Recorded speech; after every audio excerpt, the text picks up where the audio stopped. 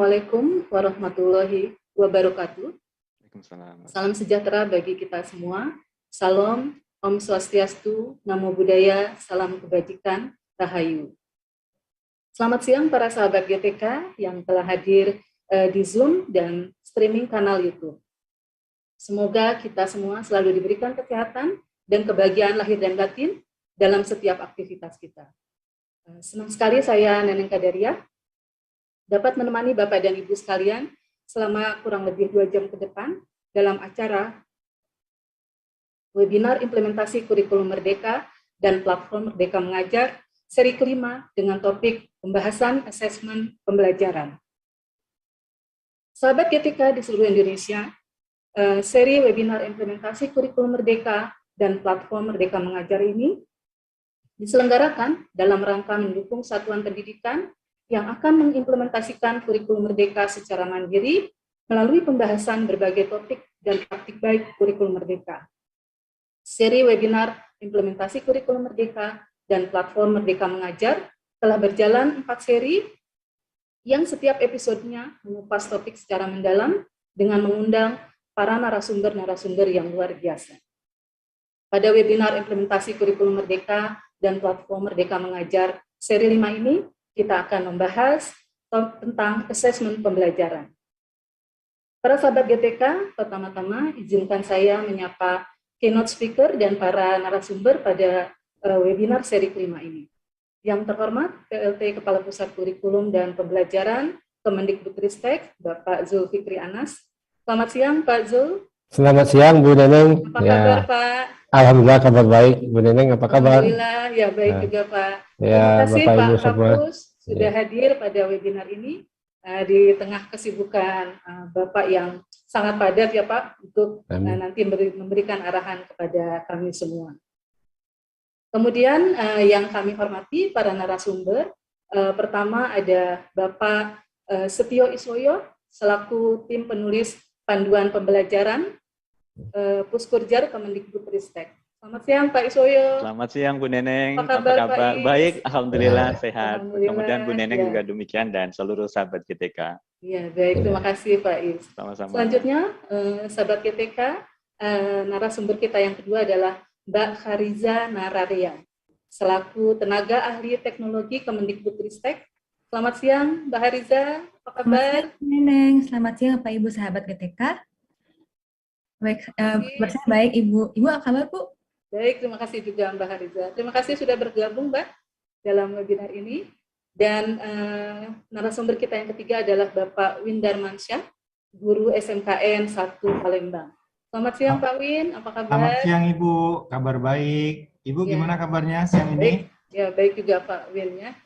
Terima kasih Pak Win sudah hadir di webinar ini. Dan selanjutnya, sapaan hangat kami tujukan kepada sahabat GTK yang kami hormati, Kepala Dinas Pendidikan Provinsi dan Kabupaten Kota, Kepala Sekolah, Guru, Pengawas, Penilik, Tenaga Kependidikan, Pemerintah Daerah, serta rekan-rekan yang kami banggakan. Selamat datang pada webinar seri kelima ini. Sahabat GTK, mari kita mulai webinar ini dengan mendengarkan lagu Kebangsaan Indonesia Raya. Mohon kepada seluruh hadirin dapat duduk tegak dengan sikap sempurna.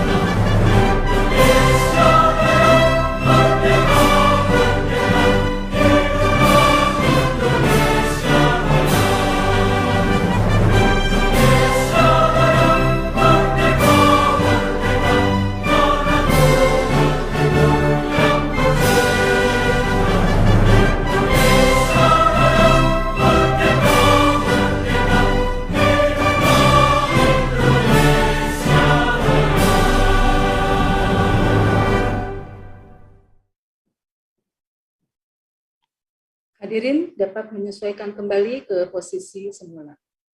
Bapak Ibu sahabat GTK, pembukaan resmi dari kegiatan webinar ini telah dilakukan pada seri webinar pertama, yaitu pada hari Senin 18 April 2022 yang lalu. Sehingga kita akan langsung masuk pada susunan acara. Izin mengingatkan kepada seluruh peserta webinar untuk tidak menggunakan kolom chat sebagai bukti kehadiran, karena nanti panitia akan mengirimkan link daftar hadir.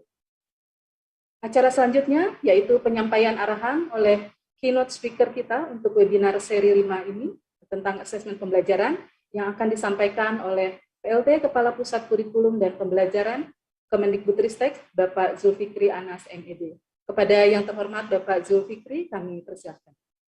Baik, terima kasih Bu Neneng. Bismillahirrahmanirrahim. Assalamualaikum warahmatullahi wabarakatuh. Salam sehat selalu, Om Swastiastu, Namo Buddhaya, salam kebajikan, Rahayu, dan Bapak Ibu semua, sahabat GTK dimanapun berada, dan yang sama-sama kita hormati, ini Pak Iswoyo selaku narasumber, kemudian Ibu Karisa, ya, selaku narasumber juga, kemudian Pak Winda Mansah, dan kemudian Pak Doni selaku tuan rumah, dan juga Bapak Ibu yang hadir di ruangan ini, terutama para pimpinan di Kemendikbud beserta jajarannya, Bapak Ibu, dan sekali lagi, dan kepada sahabat GTK yang berbahagia. Pertama-tama mari kita bersyukur kehadirat Allah Subhanahu wa Ta'ala, Tuhan yang Maha Kuasa, yang telah mempertemukan kita di ruangan ini dari Sabang sampai Merauke. Ya, kita tidak kebayang ya bisa mengumpulkan dari Sabang sampai Merauke, dan ternyata di saat ini bisa. Dan pertemuan manusia, Bapak Ibu, antar manusia, di mana ketemunya, berapa lama ketemunya, apapun kesannya, Bapak Ibu, itu 100% itu kuasa ilahi. Jadi pertemuan itu harus disyukuri, termasuk Bapak Ibu yang bertemu dengan murid yang paling menyebalkan hari ini di kelas. Itu yang mempertemukan itu ilahi, bukan orang tuanya. Pertanyaannya, mengapa Bapak Ibu dipertemukan dengan anak yang merepotkan kita hari ini di kelas? Dia hadir untuk menyelamatkan kita sebetulnya. Kenapa? Semakin terkuras energi kita, semakin bermakna ilmu kita yang kita berikan pada mereka, maka semakin besar keberkahan yang diterima oleh Bapak Ibu gurunya sebetulnya. Jadi kehadiran mereka untuk menyelamatkan kehidupan gurunya di dunia dan akhirat sebetulnya. Untuk itu mari kita sentuh hati mereka, mari kita kembangkan pola pikir mereka, dan sehingga mereka merasakan keberadaan kita betul-betul bermanfaat dan bermakna bagi kehidupannya kelak di kemudian hari. Baik Bapak Ibu, mungkin ya Bapak Ibu semuanya sudah mendengar bahwa kita telah menerapkan kurikulum Merdeka sebagai salah satu opsi untuk pemulihan pembelajaran, sebagaimana yang telah di-launching oleh Pak Menteri bulan Februari yang lalu. Nah, tentu banyak yang bertanya, kenapa disebut dengan kurikulum Merdeka? Ya kan? Apakah selama ini kita belum merdeka? Nah, baik Bapak Ibu, kurikulum Merdeka ini sebetulnya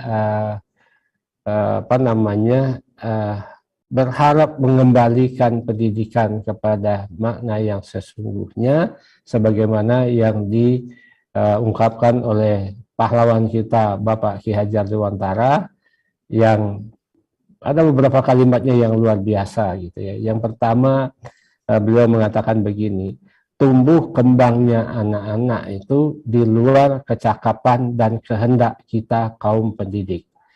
Jadi kata kuncinya di sini, tumbuh kembangnya anak-anak itu di luar kecakapan dan kehendak kita kaum pendidik. Lalu kehendak siapa? Nah, berikutnya dikatakan bahwa tumbuh kembangnya anak-anak itu sepenuhnya atas kehendak kodratnya sebagai manusia, sebagai makhluk yang berpikir, yang punya hati, punya rasa, punya emosi, dan punya raga.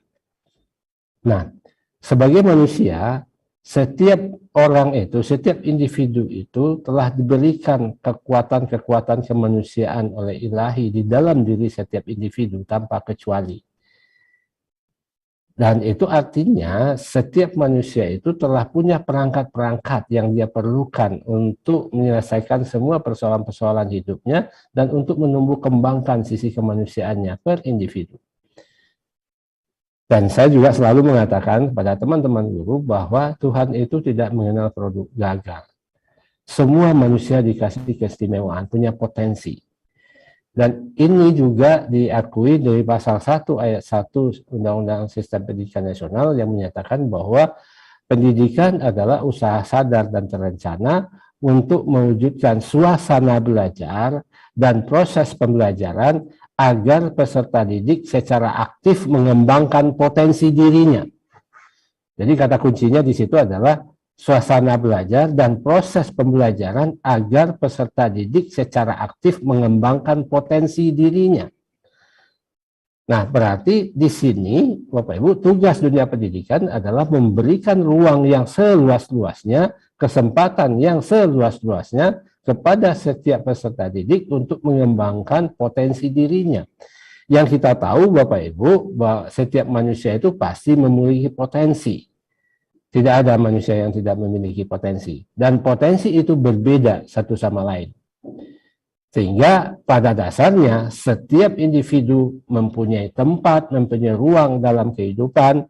Jika seandainya dari dini dia mengetahui potensi unik yang ada di dalam dirinya, yang tidak diberikan oleh Tuhan kepada yang lain, maka kehadirannya tidak bisa tergantikan oleh orang lain, maka kehadirannya itu pun juga sekaligus menjadi bahagian dari keutuhan kehidupan, harmoni kehidupan.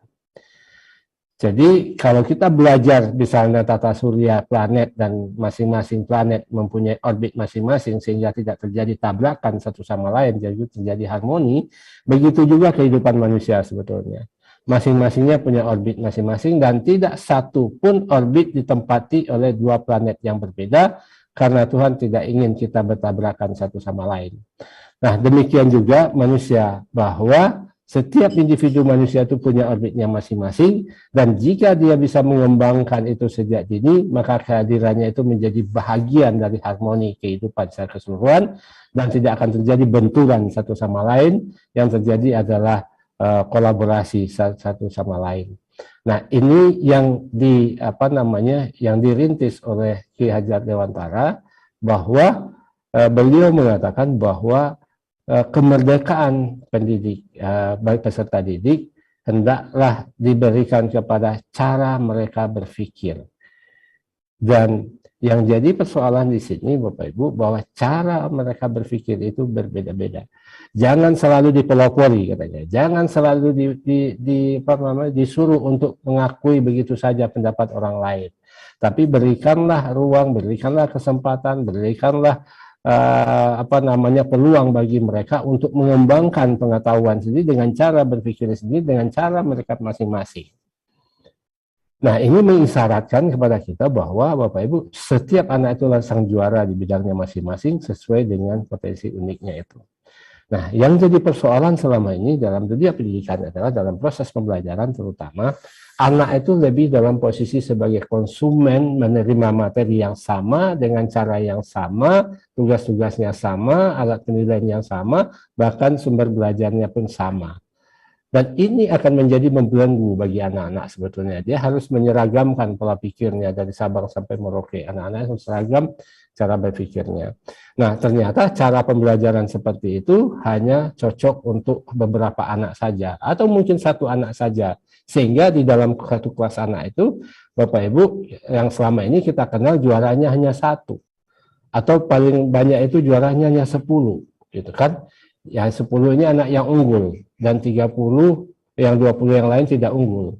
Dan kalau ini terjadi, Bapak Ibu, dalam dunia pendidikan, itu sama dengan kita mengatakan begini, ya Tuhan, dari 30 anak yang Engkau ciptakan, yang Engkau kirim di kelasku, hanya 10 yang bermutu di mataku, manusia yang menilai ciptaanmu, dan yang 10 ini yang kami layani dengan baik, yang 20 yang lain ini kami serahkan nasibnya entah gimana. Nah, artinya di sini Bapak Ibu, saya bilang, ini ada semacam penilaian kita terhadap anak-anak itu begitu naifnya gitu selama ini, bahwa dari 30 anak itu hanya satu juaranya. Kenapa? Karena ruang yang kita ciptakan hanya satu ruang.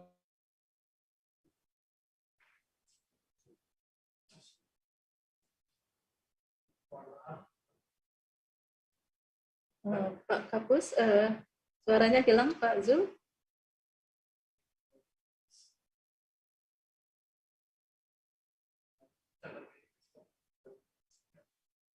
Pak Zul, mohon izin, suaranya tidak terdengar, Pak.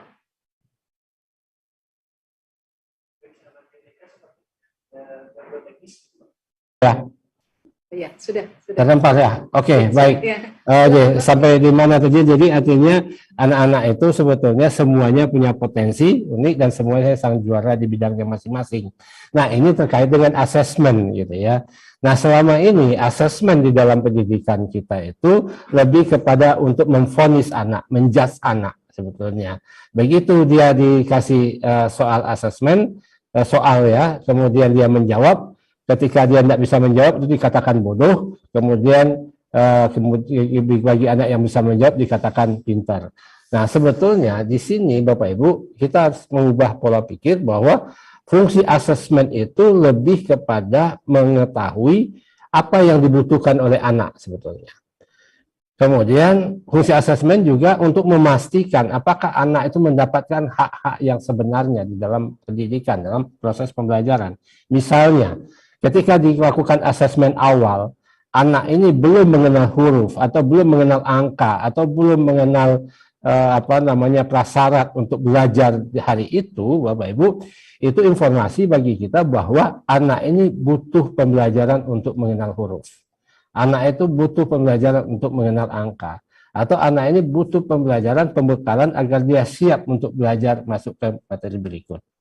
Nah, di sini sekali lagi saya selalu mengatakan bahwa asesmen untuk memastikan apa yang dibutuhkan anak dalam proses belajar selanjutnya.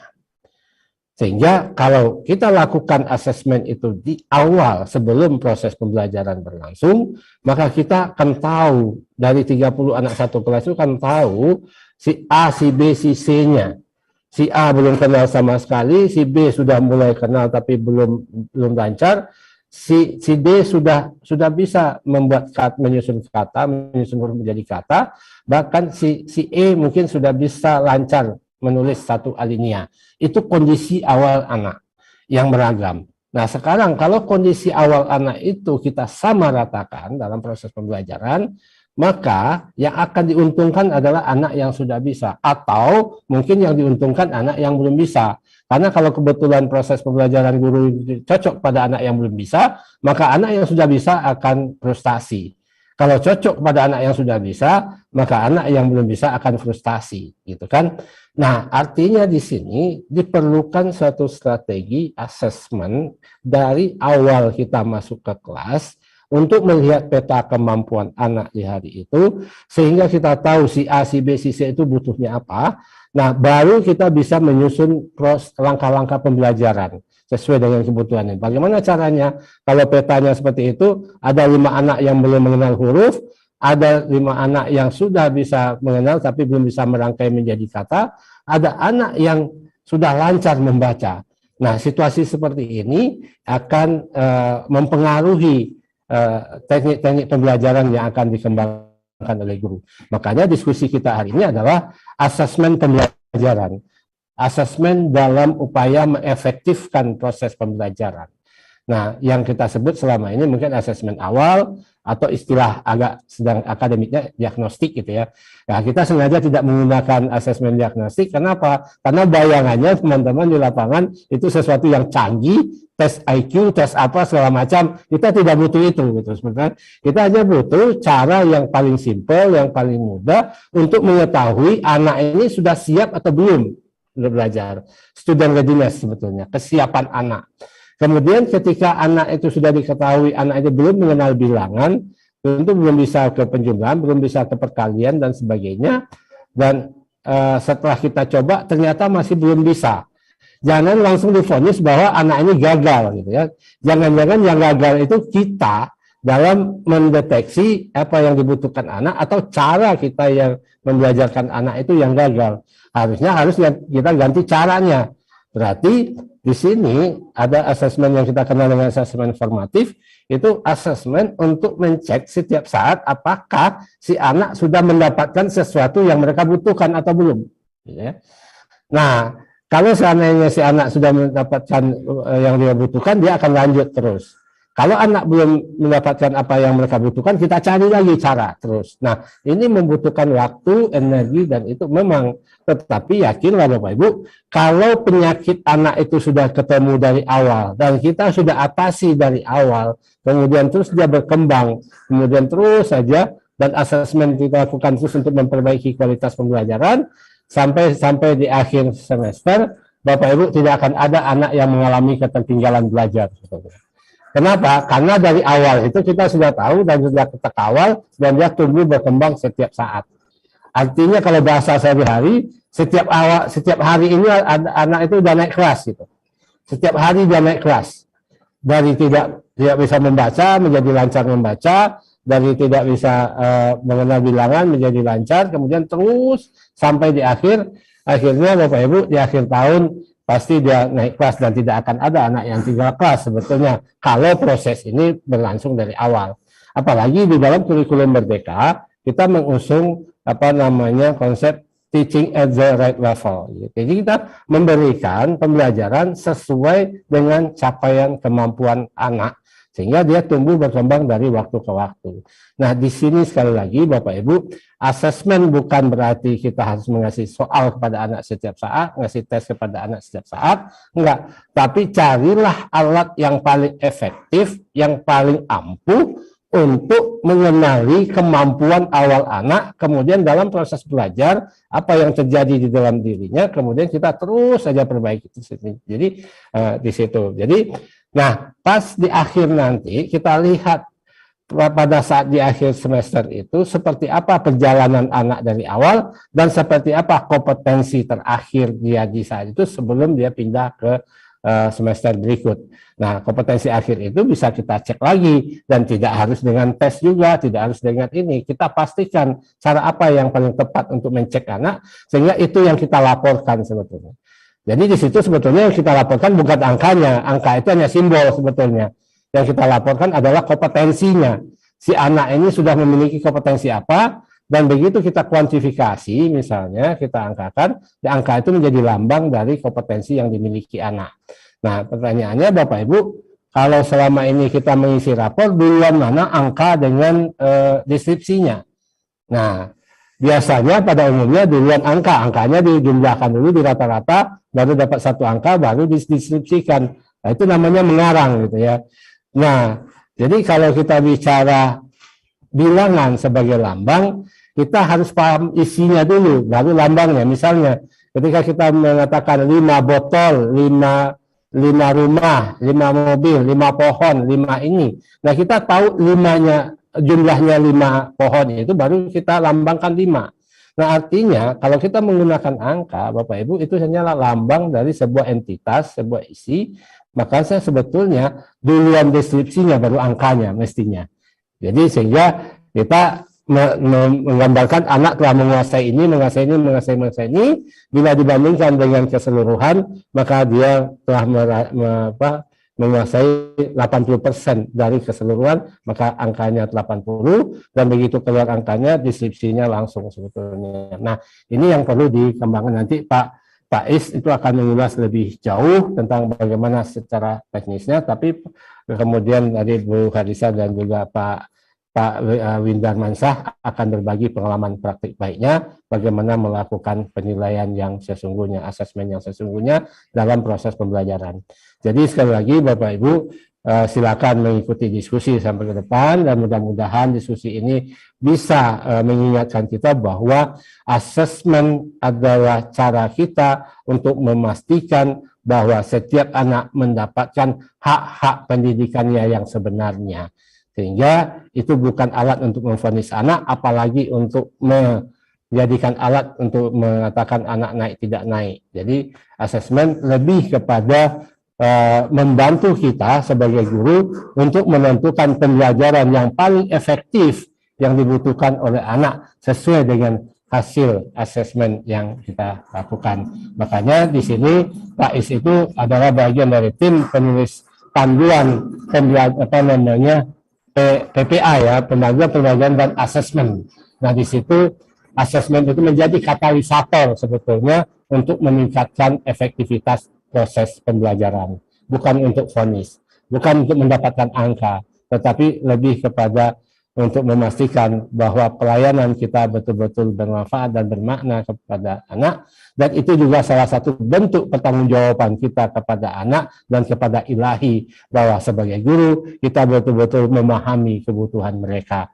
Sebagai guru kita betul-betul memahami apa yang mereka butuhkan untuk kehidupannya, dan sebagai guru betul-betul kita menjadi pendamping bagi anak-anak yang memang butuh dampingan. Mudah-mudahan dengan cara seperti itu, Bapak Ibu, setiap denyut nadi perkataan dan pori-pori yang ada di sekujur tubuh kita itu akan menjadi pintu keberkahan yang mengalir sampai kapanpun tanpa henti, walaupun kita telah tiada. Nah, disinilah Bapak Ibu, dan satu sekali mungkin terakhir saya mengatakan bahwa sebetulnya kita tidak diberikan hak oleh Tuhan untuk menilai orang lain sebetulnya. Kita diberikan oleh Tuhan untuk menilai diri kita sendiri. Jadi asesmen dalam proses pembelajaran ini adalah untuk menilai seberapa efektif guru mendampingi anak sehingga anak betul-betul merasakan pendidikan itu dunia yang bermanfaat, dunia yang dirindukan, dan apa yang dia dapatkan selama bersampingnya bersama Bapak Ibu, mereka betul-betul mendapatkan yang bermanfaat bagi dirinya. Untuk itu selamat berdiskusi Bapak Ibu, selamat mendalami dari para narasumber yang luar biasa ini, ya, mudah-mudahan kita mendapatkan sesuatu yang berharga, dan sehingga Bapak Ibu bisa menjalankan tugas sebagai pendidik. Dan yang perlu diingat lagi bahwa dunia pendidikan itu sepenuhnya milik anak-anak, maka kitalah yang harus masuk ke dunia mereka, bukan mereka yang ditarik ke dunia kita. Karena bagaimanapun dunia kita adalah dunia masa lalu, sementara dunia mereka adalah dunia masa depan.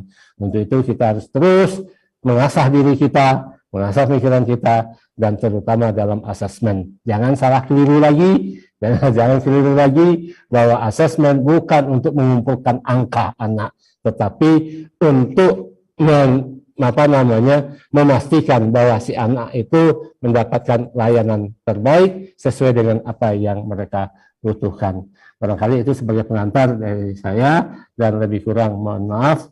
Wabillahi taufiq wal hidayah. Wassalamualaikum warahmatullahi wabarakatuh. Selamat berdiskusi. Terima kasih. Saya kembalikan ke Bu Neneng sebagai moderator. Terima kasih.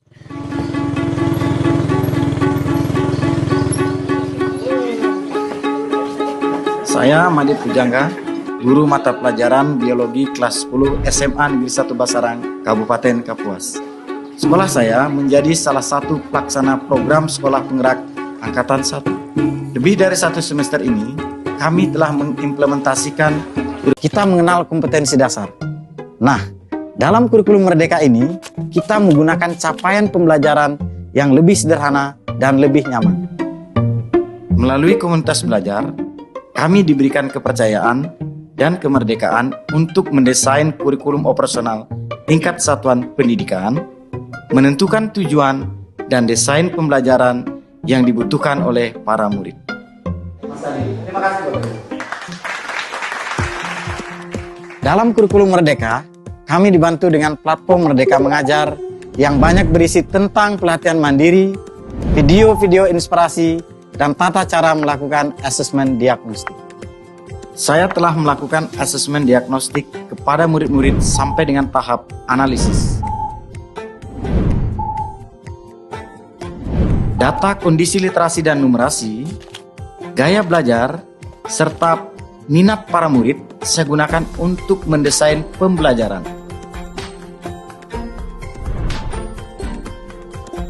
Pada materi sistem ekspresi manusia, saya memetakan anak berdasarkan minat pada video, infografis, ataupun dengan PowerPoint.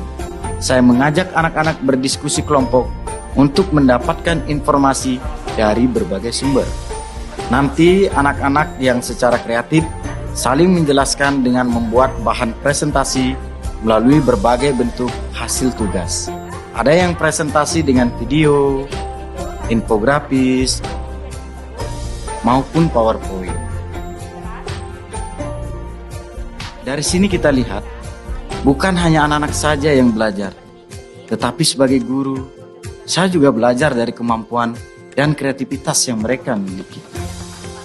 Selain asesmen diagnostik, para murid saya ajak untuk menilai diri sendiri, dan ada juga penilaian sesama teman. Saya juga melakukan penilaian formatif dan sumatif untuk melihat progres dari setiap murid. Proses asesmen ini menjadikan saya lebih menghargai potensi yang ada dan tidak cepat memberikan penilaian akhir. Satu hal lagi yang saya sukai dari kurikulum Merdeka ini adalah saat ujian sekolah. Dulu kita menyusun soal ujian dengan MGMP tingkat kabupaten. Nah, saat ini yang membuat soal ujian adalah MGMP tingkat satuan pendidikan. Sehingga soal yang dibuat betul-betul sesuai dengan kondisi anak yang kita ajar. Kurikulum Merdeka ini memacu kita sebagai guru untuk terus belajar, berkarya, dan mendorong anak-anak lebih kreatif. Ini semua adalah harapan baru bagi embrio pendidikan Indonesia untuk 100 tahun Indonesia Merdeka.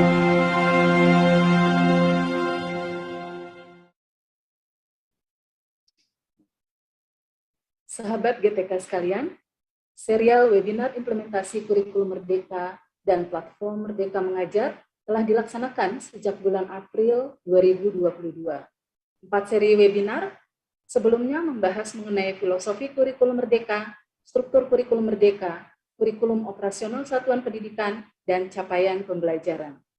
Seri kelima dari rangkaian seri webinar ini akan membahas mengenai asesmen pembelajaran yang mencakup hal-hal esensial dalam asesmen pembelajaran.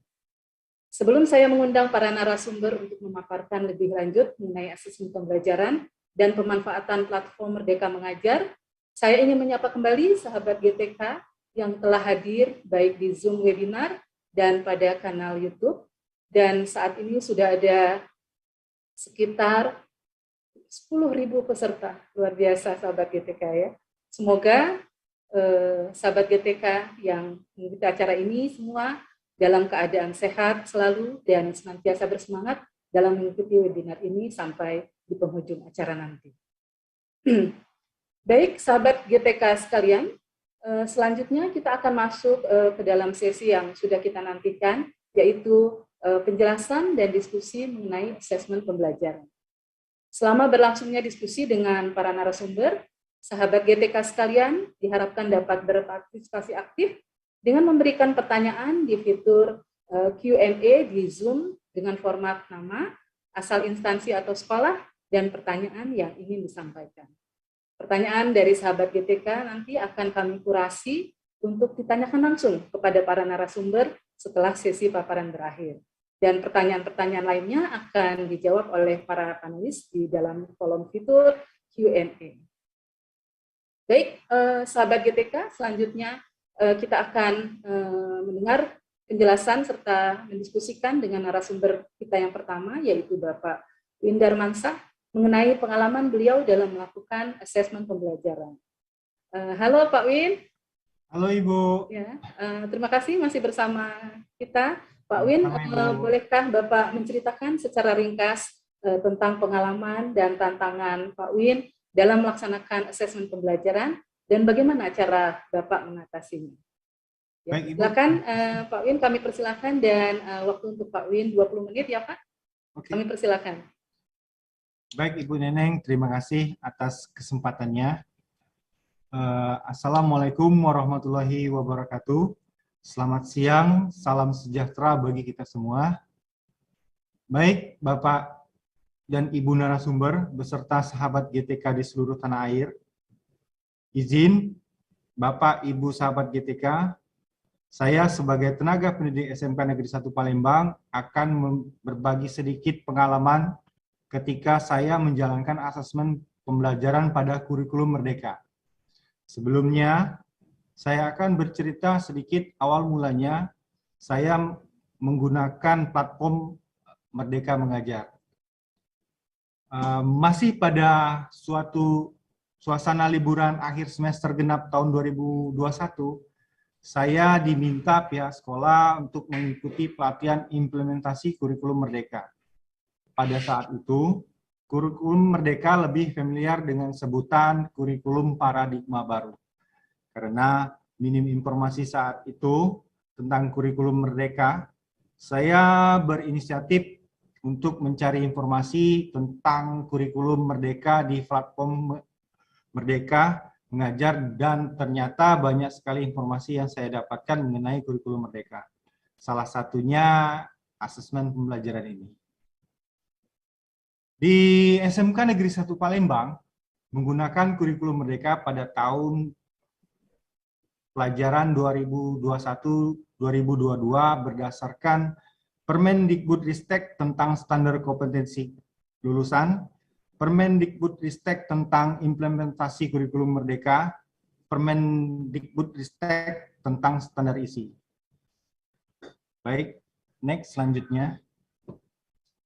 Langkah awal yang saya lakukan untuk mengimplementasi kurikulum Merdeka berupa rapat awal tahun pembelajaran bersama dengan Dinas Pendidikan Provinsi mengenai kurikulum Merdeka. Terus langkah selanjutnya, saya berkoordinasi dengan Dewan Guru yang lain mengenai metode apa yang akan saya gunakan kepada peserta didik. Dari hasil keputusan rapat awal tahun pembelajaran, bahwa di sekolah saya sedang digadang-gadangkan digital marketing. Kebetulan di SMK Negeri 1 Palembang yang menjadi keunggulannya adalah jurusan marketing. Oleh karena itu, saya mempunyai ide bagaimana kalau mata pelajaran yang saya ampuh, yang berupa seni budaya, saya kaitkan dengan digital marketing. Dan ternyata respon peserta didik sangat baik dan antusias. Dan tak luput juga mengalami sedikit kendala berupa peserta didik masih terasa asing dengan metode pembelajaran yang saya terapkan.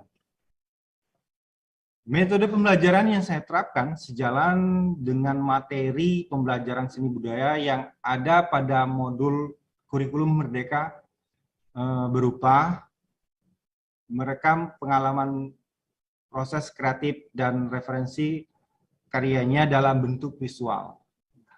Sebagai langkah pembelajaran, saya bercerita tentang bagaimana di era sekarang ini media sosial merupakan media penyampai suatu berita yang sangat digemari, baik di kalangan anak muda sampai dengan orang dewasa. Untuk media yang saya gunakan dalam asesmen pendidikan adalah TikTok. Karena menurut saya, TikTok merupakan media yang sekarang paling populer ketimbang media sosial yang lain. Oke, kembali ke materi pembelajaran, saya mengarahkan siswa untuk berpikir kreatif dan bebas menentukan ide kreatif apa yang ada dalam pemikiran mereka. Oke, selanjutnya di slide 3. Nah, di situ ada asesmen awal pembelajaran. Oke, sebagai proyek awal sederhana saya berupa pengenalan profil diri mereka, bagaimana cara mereka berekspresi dan berbicara mereka masing-masing di depan kamera, dan saya minta mereka untuk merekod dan diupload ke media sosial yaitu TikTok. Kenapa saya mulai dari pengenalan profil diri mereka? Karena disinilah saya tahu karakter peserta didik seperti apa dan tingkat kemampuan mereka dalam memahami materi yang saya berikan. Oke, di situ ada video yang pertama. Video pertama, salah satu peserta didik tampak sangat kurang percaya diri dalam berekspresi di depan kamera. Nah, untuk kendala yang seperti ini, saya beri masukan bagaimana cara menimbulkan percaya diri mereka agar penampilan mereka lebih maksimal di depan kamera. Solusinya yang saya berikan adalah dengan cara mereka harus lebih sering berekspresi di depan cermin, baik berupa gerak maupun berbicara. Dan semakin ke depannya, alhamdulillah, mereka mengatasi rasa kurang percaya diri mereka. Dari sesi inilah saya bisa melihat karakter dan ide kreatif mereka. Oke, lanjut di slide keempat. Dan tak semua anak mempunyai kesulitan dalam atau kurang percaya diri. Nampak di video ini, salah satu murid kami itu sangat leluasa sekali meluangkan ide kreatif mereka. Terlihat dalam video si anak dengan percaya diri membuat konten pengenalan diri profil diri dengan sangat baik, dan setelah saya bertanya kepada si anak, ternyata dia sudah terbiasa membuat konten TikTok maupun Instagram. Untuk hasil keseluruhannya, ternyata peserta didik mampu memahami materi yang saya berikan pada mata pelajaran seni budaya pada asesmen awal pembelajaran. Oke, sekarang kita masuk pada asesmen formatif. Oke, pengalaman saya pada asesmen formatif. Pada asesmen ini, peserta didik yang sudah memiliki dasar dalam merecord objek dan sudah memahami cara merekam kamera dengan sudut pandang yang baik, maka tugas yang saya berikan sedikit meningkat kesulitannya. Dan hasil karya mereka itu dibuat dalam bentuk visual. Dan respon peserta didik sangat baik dan mereka dengan senang hati menerima tugas yang saya berikan. Untuk tugas ini, saya menugaskan mereka untuk membuat karya seni rupa yang mereka sukai atau yang mereka mampu membuatnya. Dan hasil karya mereka dikemas dalam bentuk visual dan diupload ke media sosial, dan ternyata itu memacu mereka untuk berkarya secara maksimal.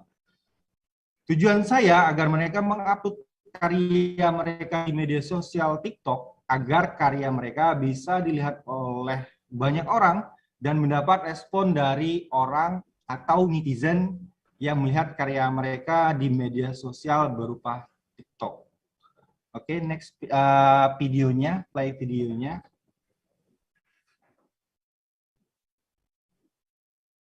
Ya, di video ini terlihat peserta didik sudah sangat memahami angle kameranya seperti apa, cara sudut pandang mereka merekamnya seperti apa, dan karya seni rupa yang mereka kuasai telah mereka tuangkan dalam karya mereka. Oke, video selanjutnya. Ya, di sini juga anak-anak sudah memahami apa yang saya berikan pada mereka tugas. Ya.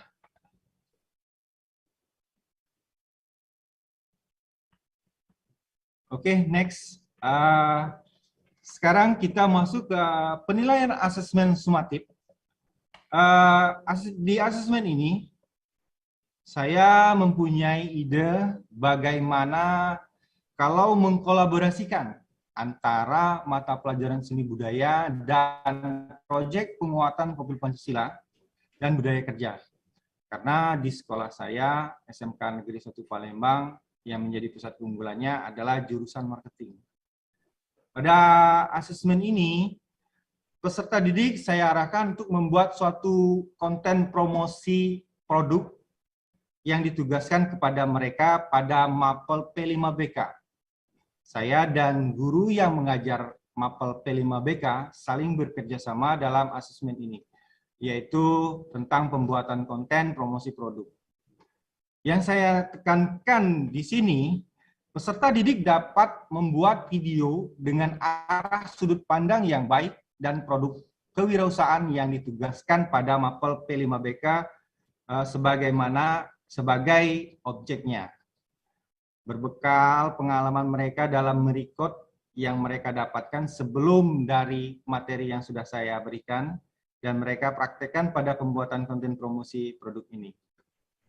Untuk itu, pengalaman yang mereka dapatkan atau peroleh dari pembelajaran seni budaya, khususnya pada modul kurikulum Merdeka dengan materi merekam pengalaman, proses kreatif, dan referensi karya dalam jurnal visual, berjalan dengan baik dan sangatlah bermanfaat untuk mereka memulai suatu usaha mereka nanti kelak di kemudian hari setelah mereka lulus nanti. Baik, sekian dari saya. SMK Negeri 1 Palembang lebih mengarahkan peserta didiknya untuk membuat peluang usaha sendiri. Terima kasih telah diberi kesempatan untuk dapat berbagi pengalaman seputar kurikulum Merdeka dan platform mengajar Merdeka Mengajar. Lebih dan kurangnya saya mohon maaf, saya akhiri. Wabillahi taufiq walhidayah. Wassalamualaikum warahmatullahi wabarakatuh. Baik, saya kembalikan kepada Ibu Neneng. Baik, terima kasih Pak Win atas sharing pengalamannya dalam melakukan asesmen pembelajaran dan bagaimana Pak Win memanfaatkan platform Merdeka Mengajar pada kami dan sahabat GTK semua. Izin kepada Pak Win untuk tetap bersama dengan kami ya Pak, hingga akhir acara nanti. Siap Ibu. Ya, baik, terima kasih. Sahabat GTK, sebelum kita mendengarkan paparan narasumber yang kedua, mari kita simak video berikut.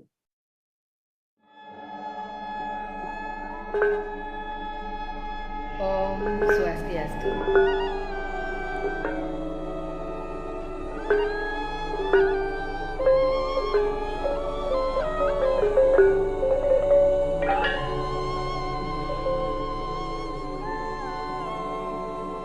Menurut saya, kurikulum ini sangat bagus dikembangkan pada dunia pendidikan di zaman sekarang. Sesuai dengan kata merdeka yang berarti bebas tanpa tekanan, maka kurikulum Merdeka ini benar-benar memberikan ruang tanpa batas untuk kami mengembangkan segala hal dalam pendidikan. Kita membacakan dulu kesepakatan kelas yang sudah kita buat bersama. Kami, para guru, bisa mendalami karakteristik setiap anak. Kami juga dapat mengembangkan kreativitas sebagai pendidik. Begitu juga dengan anak, di mana mereka lebih bisa berkembang sesuai dengan potensinya masing-masing. Ayo, yang semangat! Di dalam komunitas belajar, kami juga dapat melihat dan menyesuaikan metode mengajar berdasarkan kemampuan setiap anak, sehingga mereka berada di jalur yang tepat.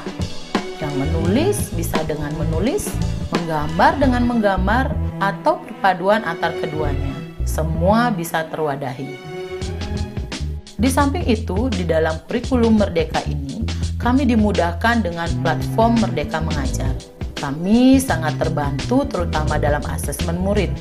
Platform Merdeka Mengajar ini memudahkan analisa diagnostik literasi dan numerasi dengan cepat, sehingga kami dapat menerapkan metode mengajar yang paling tepat kepada murid sesuai hasil asesmen tersebut.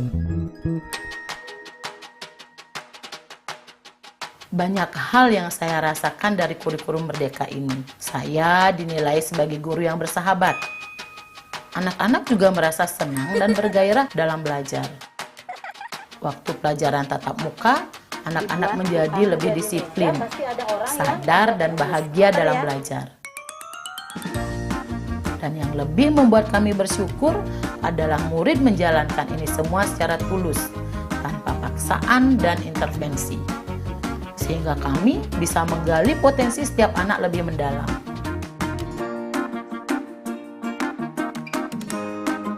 Pembelajaran melalui kegiatan proyek dalam kurikulum Merdeka memberikan kesempatan yang luas kepada peserta didik untuk secara aktif mengeksplorasi isu-isu aktual untuk mendukung pengembangan karakter dan kompetensi profil pelajar Pancasila.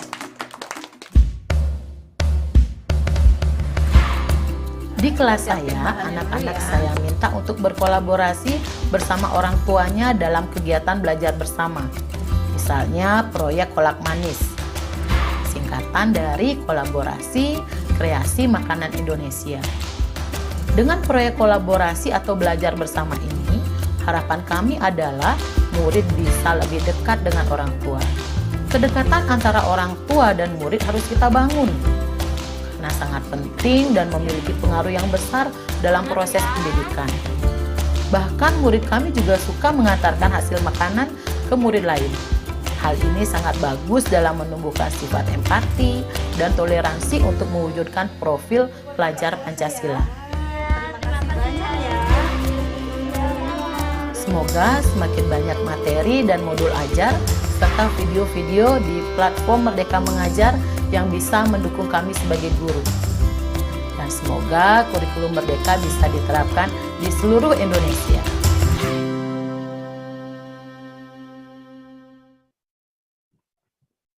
Baik, sahabat GTK, selanjutnya kita akan mendengarkan paparan dari narasumber kedua, yaitu dari tim Platform Merdeka Mengajar yang akan disampaikan oleh Mbak Hariza Nararia. Mbak Hariza, apakah sudah siap untuk sharing mengenai Platform Merdeka Mengajar pada sahabat GTK? Sudah siap, Ibu. Oke, kami persilakan Mbak Hariza ya, waktunya adalah 20 menit, kami persilakan. Baik, terima kasih banyak Ibu Neneng. Selamat siang Bapak Ibu sahabat GTK, perkenalkan nama saya Hariza Nararia, selaku tim ahli teknologi dari Kemendikbudristek. Hari ini saya akan menjelaskan lebih lanjut mengenai bagaimana caranya menggunakan platform Merdeka Mengajar untuk menunjang Bapak Ibu dalam pembelajaran dan juga pengajaran terkait dengan asesmen. Bapak Ibu sekalian, mungkin sudah ada nih yang sudah menggunakan platform Merdeka Mengajar saat ini, tapi mungkin ada juga yang masih belum terlalu familiar dengan platform kami. Oleh karena itu, di awal saya akan menjelaskan terlebih dahulu tentang apa itu platform Merdeka Mengajar. Boleh di next? Baik. Platform Merdeka Mengajar merupakan sebuah platform yang diluncurkan oleh Kemendikbudristek pada tanggal 11 Februari 2022 melalui Merdeka Belajar episode 15. Nah, platform Merdeka Mengajar ini dapat diakses dengan dua cara, Bapak Ibu sahabat GTK, yaitu melalui aplikasi Gawai di Android yang dapat diunduh melalui Google Play Store dan juga melalui laman situs di guru.kemdikbud.go.id. Nah, Bapak Ibu agar bisa menggunakan platform ini secara maksimal, secara menyeluruh, Bapak Ibu perlu untuk menggunakan akun belajar.id atau madrasah.kemenak.go.id. Jadi bagi Bapak Ibu yang mungkin belum mengaktifkan akun belajar ID-nya, boleh segera untuk diaktifkan sekarang Bapak Ibu ya.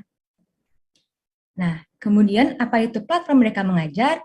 Platform Merdeka Mengajar merupakan platform untuk guru yang diharapkan bisa menjadi bantuan dan juga edukasi bagi Bapak Ibu guru, sahabat GTK, untuk mewujudkan profil pelajar Pancasila, serta mendukung guru-guru untuk belajar, mengajar, dan juga berkarya lebih baik lagi. Di dalamnya terdapat 3 kelompok fitur besar, yaitu ada fitur terkait mengajar, belajar, dan juga berkarya. Terkait dengan fitur mengajar sendiri, kami berusaha untuk menyediakan referensi-referensi bagi guru untuk bisa mengembangkan praktik mengajar sesuai dengan kurikulum Merdeka. Di dalamnya terdapat 2 fitur Bapak Ibu, yaitu yang pertama adalah perangkat ajar. Di dalamnya terdapat lebih dari 2.000 referensi perangkat ajar seperti bahan ajar, modul ajar, dan juga modul proyek yang dapat diakses berbasis dengan kurikulum Merdeka. Dan yang kedua yang akan menjadi topik bahasan utama kami hari ini yaitu terkait asesmen murid, yang berisi terkait dengan asesmen awal pembelajaran, literasi dan numerasi untuk mengetahui nih bagaimana kondisi dari masing-masing peserta didik. Untuk yang kedua juga terdapat fitur terkait belajar yang diharapkan dapat memberikan kesempatan bagi Bapak Ibu guru sahabat GTK untuk dapat belajar dan mengembangkan kompetensinya dimanapun dan kapanpun secara setara. Di dalamnya terdapat fitur pelatihan mandiri yang dapat membantu Bapak Ibu untuk bisa mengakses materi pelatihan berkualitas secara mandiri, dan juga ada video inspirasi untuk mendapatkan inspirasi dari video-video yang aksesnya tidak terbatas. Yang ketiga, kami pun juga mengetahui nih Bapak Ibu bahwa kolaborasi antar guru itu sangat penting. Oleh karena itu, kami pun juga menyediakan fitur bukti karya saya yang diharapkan Bapak Ibu dapat membangun portofolio hasil karyanya dan juga saling berbagi inspirasi dan juga berkolaborasi dengan guru lain untuk terus meningkatkan pengajarannya. Karena sekarang kita telah mengetahui mengenai apa itu platform Merdeka Mengajar dan keseluruhan fiturnya, saya akan lebih dalam membahas mengenai apa itu fitur asesmen di dalam platform Merdeka Mengajar. Boleh di next mungkin? Nah baik. Bapak Ibu mungkin kalau ada yang sudah mendownload platform Merdeka Mengajar, boleh sambil untuk dibuka platformnya, kita akan mempelajarinya sama-sama. Di platform ini kami telah menyediakan 2 fitur yang terkait dengan asesmen, yaitu yang pertama adalah fitur membantu Bapak Ibu guru untuk bisa memahami dan juga mempelajari lebih lanjut mengenai asesmen dengan kurikulum Merdeka, melalui topik asesmen dengan jenjangnya ada PAUD, SD atau SMP hingga SMA dan SMK. Dan juga jika Bapak Ibu ingin melakukan praktik terkait asesmen secara langsung untuk asesmen awal pembelajarannya, Bapak Ibu dapat menggunakan fitur asesmen murid untuk mengetahui kompetensi dari muridnya dan juga merencanakan pembelajaran yang paling tepat untuk peserta didiknya. Nah, pertama-tama mari kita mengulas habis mengenai pelatihan mandiri. Di pelatihan mandiri ini Bapak Ibu terdapat topik-topik pelatihan yang telah dirancang sedemikian rupa untuk membantu Bapak Ibu dalam memahami kurikulum Merdeka. Di dalamnya terdapat modul-modul pelatihan yang sangat lengkap yang setelah dipelajari pun dapat dibantu dengan adanya latihan pemahaman agar Bapak Ibu pun dapat mengetahui ini apakah pemahamannya sudah tepat atau belum terkait dengan modul tersebut. Ketika sudah menyelesaikan modulnya, Bapak Ibu pun juga diharapkan untuk bisa melakukan cerita reflektif untuk dapat merefleksikan nih bagaimana pembelajaran yang didapatkan di PMM ini dapat dikaitkan dengan pengajaran sehari-harinya, dan jika sudah menyelesaikan topiknya pun juga diharapkan dapat melakukan aksi nyata agar Bapak Ibu pun dapat menerapkan materi pembelajaran di topik pelatihan ini secara nyata langsung ke pengajaran sehari-hari.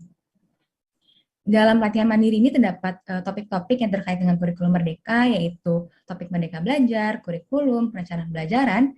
Tapi hari ini kita akan berfokus kepada topik asesmen ya Bapak Ibu, yang topiknya itu mengupas habis mengenai bagaimana mempelajari ragam asesmen dan juga bagaimana penerapan asesmen yang dapat menunjang pembelajaran peserta didik. Bukan untuk menilainya, tapi untuk bagaimana kemudian menggunakan hasilnya untuk membantu peserta didik berkembang. Tapi meskipun kita akan berfokus ke topik asesmen ini, Bapak Ibu, saya tetap merekomendasikan untuk mengikuti alur pembelajaran yang ada di slide selanjutnya, di mana Bapak Ibu tetap direkomendasikan untuk mempelajari topik-topiknya sesuai dengan alur yang ada, yaitu melalui pembelajaran topik Merdeka Belajar terlebih dahulu, kemudian belajar topik kurikulum, dan topik perencanaan pembelajaran, baru kemudian pelajari topik asesmen, supaya nantinya materinya tetap sudah menyeluruh pemahamannya, seperti itu. Mungkin boleh next. Nah, saat ini saya akan menunjukkan secara langsung bagaimanakah cara membuka fitur latihan mandiri di platform Merdeka Mengajar. Baik, ini adalah tampilan dari beranda platform Merdeka Mengajar, Bapak Ibu. Boleh sambil kita buka sama-sama ya Bapak Ibu untuk platformnya. Sekarang kita akan membuka fitur pelatihan mandiri di kanan atas. Kemudian akan muncul topik-topik pelatihan mandiri, dan silahkan di-scroll ke bawah untuk menemukan topik terkait asesmen. Nah, di topiknya ini ada 3 macam Bapak Ibu, yaitu asesmen PAUD, asesmen SD, dan juga asesmen SMP hingga SMA SMK, sesuai dengan jenjang pengajaran Bapak Ibu masing-masing. Nantinya platformnya pun akan menyesuaikan dengan jenjang pengajaran Bapak Ibu secara otomatis. Jadi jika Bapak Ibu merupakan guru SD, maka akan mendapatkan akses kepada asesmen SD secara otomatis, dan juga untuk yang lainnya. Nah, sebagai contoh, saya akan membuka yang SMP hingga SMA SMK. Kemudian di dalamnya Bapak Ibu akan menemukan modul pelatihan. Dalam modul asesmen ini terdapat 3 modul, yaitu tentang memahami asesmen, menyiapkan asesmen, dan juga penggunaan hasil asesmen. Sangat lengkap ya Bapak Ibu ya, dari pemahamannya hingga penggunaannya seperti apa. Apa saja isinya, mari kita lihat. Di dalamnya untuk materi yang memahami asesmen terdapat tentang prinsip dan fungsi asesmen, ada juga metode dan format asesmen, serta kurikulum dan asesmen. Kemudian yang kedua, modul kedua terdapat materi terkait dengan asesmen diagnostik, atau yang sekarang akan lebih dikenal sebagai asesmen awal pembelajaran, dan juga menyiapkan instrumen asesmen. Yang ketiga, terdapat modul terkait penggunaan hasil asesmennya. Di dalamnya sangat lengkap juga Bapak Ibu terkait dengan merencanakan tindak lanjut asesmen, umpan balik, dan juga mengolah dan melaporkan hasil asesmen. Jadi diharapkan setelah Bapak Ibu menyelesaikan keseluruhan modul ini, sudah sangat mengetahui bagaimana cara menerapkan asesmen yang paling tepat untuk peserta didiknya. Nah, bagaimana cara mempelajarinya? Saya akan menunjukkannya juga. Boleh Bapak Ibu klik per modulnya, dan nanti pun bisa mendapatkan informasi lengkap mengenai masing-masing modul, hingga langkah penyelesaiannya, dan juga dapat melihat adanya video pembelajaran yang dapat diakses seperti ini, yang dapat kemudian dimainkan oleh Bapak Ibu. Ada juga pelatihan dalam bentuk dokumen yang dapat diakses juga seperti ini. Contohnya adalah contoh pertanyaan refleksi. Dan setelah menyelesaikan aktivitasnya, Bapak Ibu dapat mengisi latihan pemahaman untuk mengeceknya apakah sudah tepat pemahamannya. Mungkin kalau ada yang masih salah, Bapak Ibu boleh sekali untuk diulang belajarnya. Jadi pemahamannya sudah pasti tepat, Bapak Ibu ya, Bapak Ibu sahabat GTK sekalian.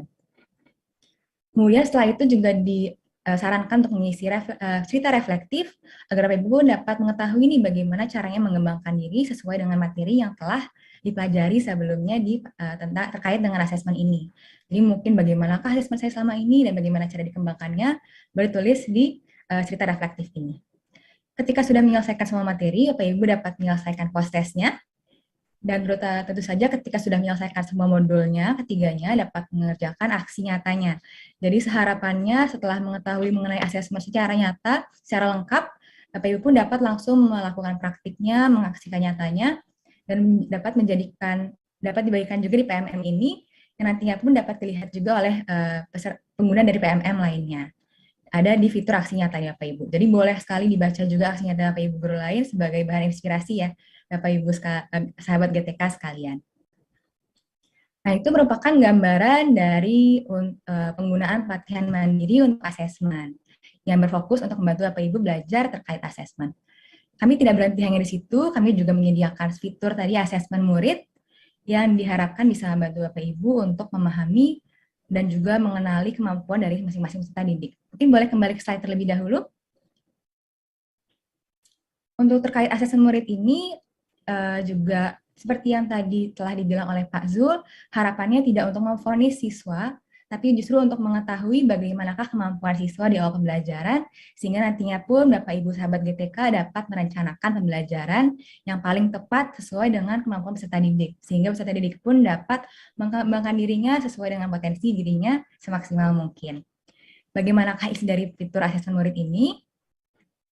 Isinya terdapat, boleh di next mungkin? Nah, asesmennya untuk awalnya ini kami memiliki paket-paket soal analisis awal pembelajaran, literasi dan numerasi yang diharapkan dapat membantu Bapak Ibu sahabat GTK untuk menerapkan pembelajaran yang sesuai dengan tahap capaian perkembangan peserta didik.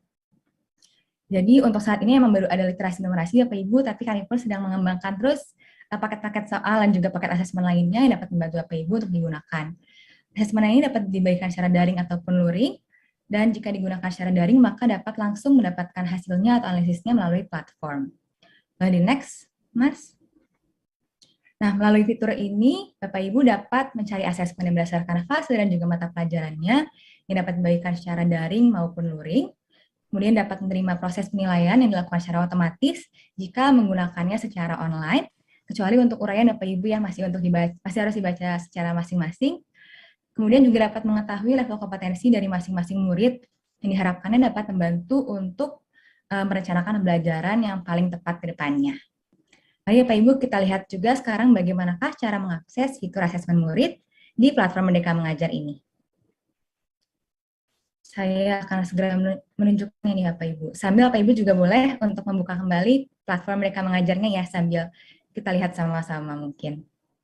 Pertama-tama untuk asesmen murid ini mungkin agak nyempil di bawah Bapak Ibu, boleh turun ke bawah dulu baru nanti muncul di kiri bawah fiturnya.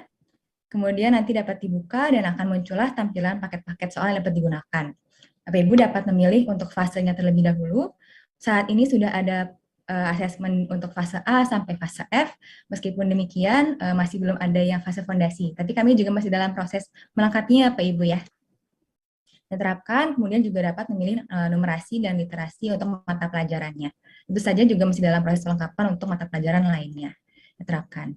Kemudian Bapak Ibu pun dapat memilih paket asesmen yang ingin digunakan. Contohnya untuk saat ini saya ingin menggunakan yang versi geometri Bapak Ibu ya, yang kelas geometri fase A.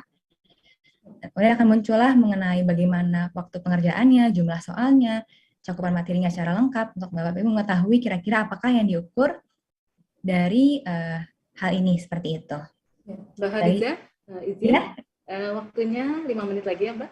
Baik Ibu Neneng. Oke, silakan dilanjut. Baik, dan juga tujuan asesmennya yang saat ini adalah untuk awal pembelajaran Bapak Ibu ya, untuk namanya sudah berubah sekarang, dan juga ada komposisi paket soalnya. Jika Bapak Ibu ingin melihat juga seperti apa daftar soalnya juga bisa, tinggal diklik daftar soalnya Bapak Ibu, dan kemudian dibaca. Mungkin jika memang tepat untuk mengukur apa yang ingin diukur Bapak Ibu, maka dapat digunakan. boleh diklik untuk pilihan gunakan asesmen ini. Bapak Ibu dapat memilih untuk membagikannya secara online dengan memberikan tautan pada murid dan juga secara offline untuk mengunduh dan juga mencetak soalnya. Pertama-tama saya akan menunjukkan cara untuk membagikan secara online Bapak Ibu. Kita boleh klik lanjut. Nah, maka akan muncul pilihan untuk membuat kelas baru ataupun memilih kelas tujuan. Membuat kelas baru mudah sekali, tinggal dituliskan nama kelas, tingkatan kelas, dan juga tahun ajaran. Namun karena saya sudah memiliki kelas-kelas, saya akan memilih kelas yang saya miliki, dan saya akan lanjut Bapak Ibu. Akan muncul pilihan buat tautan, dan nantinya boleh langsung diklik Bapak Ibu, dan akan muncullah tautan yang bisa dibagikan pada siswa melalui salin ataupun melalui WhatsApp juga Bapak Ibu ya langsung. Nah, nantinya jika Bapak Ibu ingin melihat bagaimanakah hasil analisisnya untuk per siswa maupun per kelas, caranya mudah sekali, kita tinggal kembali ke beranda dari pilihan asesmen, kemudian kita akan memilih pilihan asesmen saya. Nah, saya sendiri sudah memiliki banyak sekali nih kelasnya Bapak Ibu ya asesmennya, tapi sudah ada satu yang ada pilihan pengumpulannya. Nah, akan muncullah partisipasi murid dan juga analisis kelas.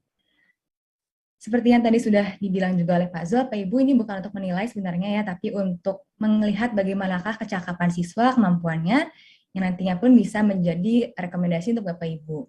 Dapat dilihat apakah kompetensi siswanya mana yang sudah tercapai, atau mana yang belum tercapai, sehingga Bapak Ibu pun dapat memilih kira-kira seperti apakah intervensi atau pengajaran yang paling tepat ke depannya.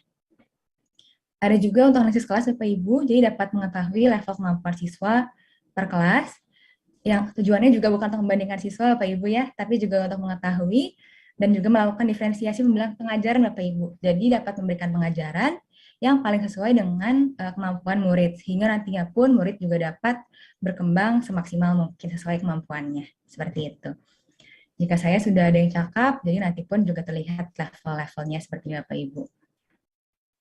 Nah, baik itu adalah untuk gambaran jika menggunakannya secara daring. Untuk penggunaan secara luring pun mudah sekali Bapak Ibu, tinggal menggunakan asesmen ini dan memilih pilihan offline. Lanjut unduh, dan kemudian Bapak Ibu akan mendapatkan berkas soalnya yang bisa diunduh dan juga dicetak, dan juga kunci jawabannya. Untuk kira-kira menilai nih, apakah kemampuan siswa seperti apa, dan juga bisa dilihat perkembangan siswanya juga seperti apa, seperti itu. Nah, itu adalah gambaran untuk penggunaan fitur asesmen di platform Merdeka Mengajar Bapak Ibu. Semoga dapat membantu Bapak Ibu untuk bisa melakukan asesmen awal pembelajaran yang paling tepat bagi siswa-siswinya di sekolah masing-masing.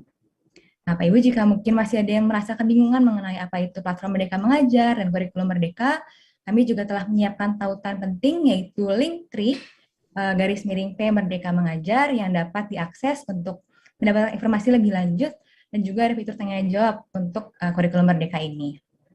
Nah, kami harapkan dengan adanya platform Merdeka Mengajar ini, Bapak Ibu dapat mendapatkan teman atau bantuan untuk kemudian bisa terus berkembang, terus memberikan pengajaran yang lebih baik lagi kepada siswa-siswinya di sekolah, yang diharapkannya pun juga terus bisa berkembang menjadi individu yang semakin baik lagi untuk Indonesia juga. Sekian pemaparan dari saya Bapak Ibu terkait dengan platform Merdeka Mengajar, semoga bermanfaat. Saya kembalikan kepada Ibu Neneng. Terima kasih banyak Bapak Ibu. Baik, terima kasih banyak Mbak Hariza atas paparannya yang sangat informatif ya, dan masih ada 1 menit tersisa ya, dan sangat menarik menurut saya. Ya, terima kasih sekali lagi. Dan silakan sahabat GTK untuk mempelajari fitur-fitur dalam platform Merdeka Mengajar secara bertahap sesuai dengan kebutuhan. Izin Mbak Hariza ya untuk tetap bersama dengan kami hingga akhir acara ini. Baik Ibu. Baik sahabat GTK, selanjutnya kita akan mendengarkan paparan dari narasumber kita yang ketiga, yaitu Bapak Setio Isoyo yang pasti akan sangat menarik. Ya, Pak Is akan menjelaskan mengenai hal-hal esensial pada asesmen pembelajaran. Halo Pak Is. Iya, suaranya Pak Is masih belum terdengar ini. Ya Bu Neneng, apa kabar? Sehat? Ya, baik, sehat Pak Is. Terima kasih masih standby ya Pak ya. Baik, Pak Is sudah siap ya Pak untuk memberikan pencerahan ya, kepada sahabat GTK terkait asesmen pembelajaran ya Pak. Kepada Pak Is kami persilakan, dan waktunya 30 menit ya Pak untuk Bapak. Kami persilakan. Terima kasih Bu Neneng. Sekelompok siswa usia SMP dijadikan sebagai riset atas kemampuan mereka mengerjakan soal matematika. Ketika mereka menjawab benar, satu kelompok diberi komentar, kalian anak yang cerdas. Kelompok yang lain diberi komentar, kalian anak yang suka berusaha keras sehingga mampu menemukan cara-cara baru untuk mengerjakan soal ini. Minggu berikutnya, riset ini dilanjutkan, anak-anak diberi soal matematika, jumlahnya lebih banyak, terdiri dari soal yang mudah dan soal yang menantang, dan mereka diberi kebebasan untuk memilih soal mana saja yang akan dikerjakan dan berapapun jumlahnya. Ternyata anak-anak yang diberi komentar, kalian anak yang cerdas, cenderung memilih soal-soal yang mudah, sementara anak-anak yang diberi komentar, kalian anak yang suka berusaha keras dan mampu menemukan cara-cara baru, cenderung memilih soal-soal yang menantang. Kemampuan kita dalam memberikan umpan balik yang tepat akan menentukan kinerja, prestasi, belajar peserta didik. Assalamualaikum warahmatullahi wabarakatuh. Sahabat GTK yang berbahagia, tentu rasa syukur yang tak terhingga kehadirat Allah SWT Tuhan Yang Maha Esa pada kesempatan sore hari ini bisa belajar bersama untuk mengkaji satu hal yang luar biasa yang kami beri judul cara asik melakukan asesmen dalam kurikulum Merdeka. Bapak dan Ibu mohon izin materinya akan saya gaspol, bukan gas tipis-tipis. Karena waktunya terbatas dan banyak hal yang akan disampaikan. Pertama ingin memberikan apresiasi apa yang disampaikan oleh Pak Zul tadi menambah motivasi tidak hanya secara teknis, tapi beliau menyampaikan secara filosofis. Pak Win menyampaikan praktek baik yang sudah diterapkan dan bagaimana mengkombinasikan antara asesmen awal, asesmen formatif dan sumatif, dan terlihat betul bagaimana perjalanan anak-anak dalam belajar. Mbak Karisa kemudian menutup dengan kesempatan untuk belajar mandiri melalui platform Merdeka Mengajar. Sahabat GTK yang berbahagia, kalau tiga hal ini bisa kita terapkan, maka yakinlah kelas kita akan berubah dan itu berarti Indonesia akan berubah. Tak kenal maka tak nyumbang kalau kata teman-teman saya Bu Neneng ya. Ya Bapak dan Ibu, saya mendapat kesempatan untuk menjadi bagian dari tim penulis panduan pembelajaran dan asesmen, tapi sesungguhnya saya pekerja sosial, hari ini mengurusi 6 sekolah gratis dari TK sampai SMK Informatika. Syarat masuk ke sekolah kami gampang, yang penting berasal dari keluarga tidak mampu, bukan yang penting pintar.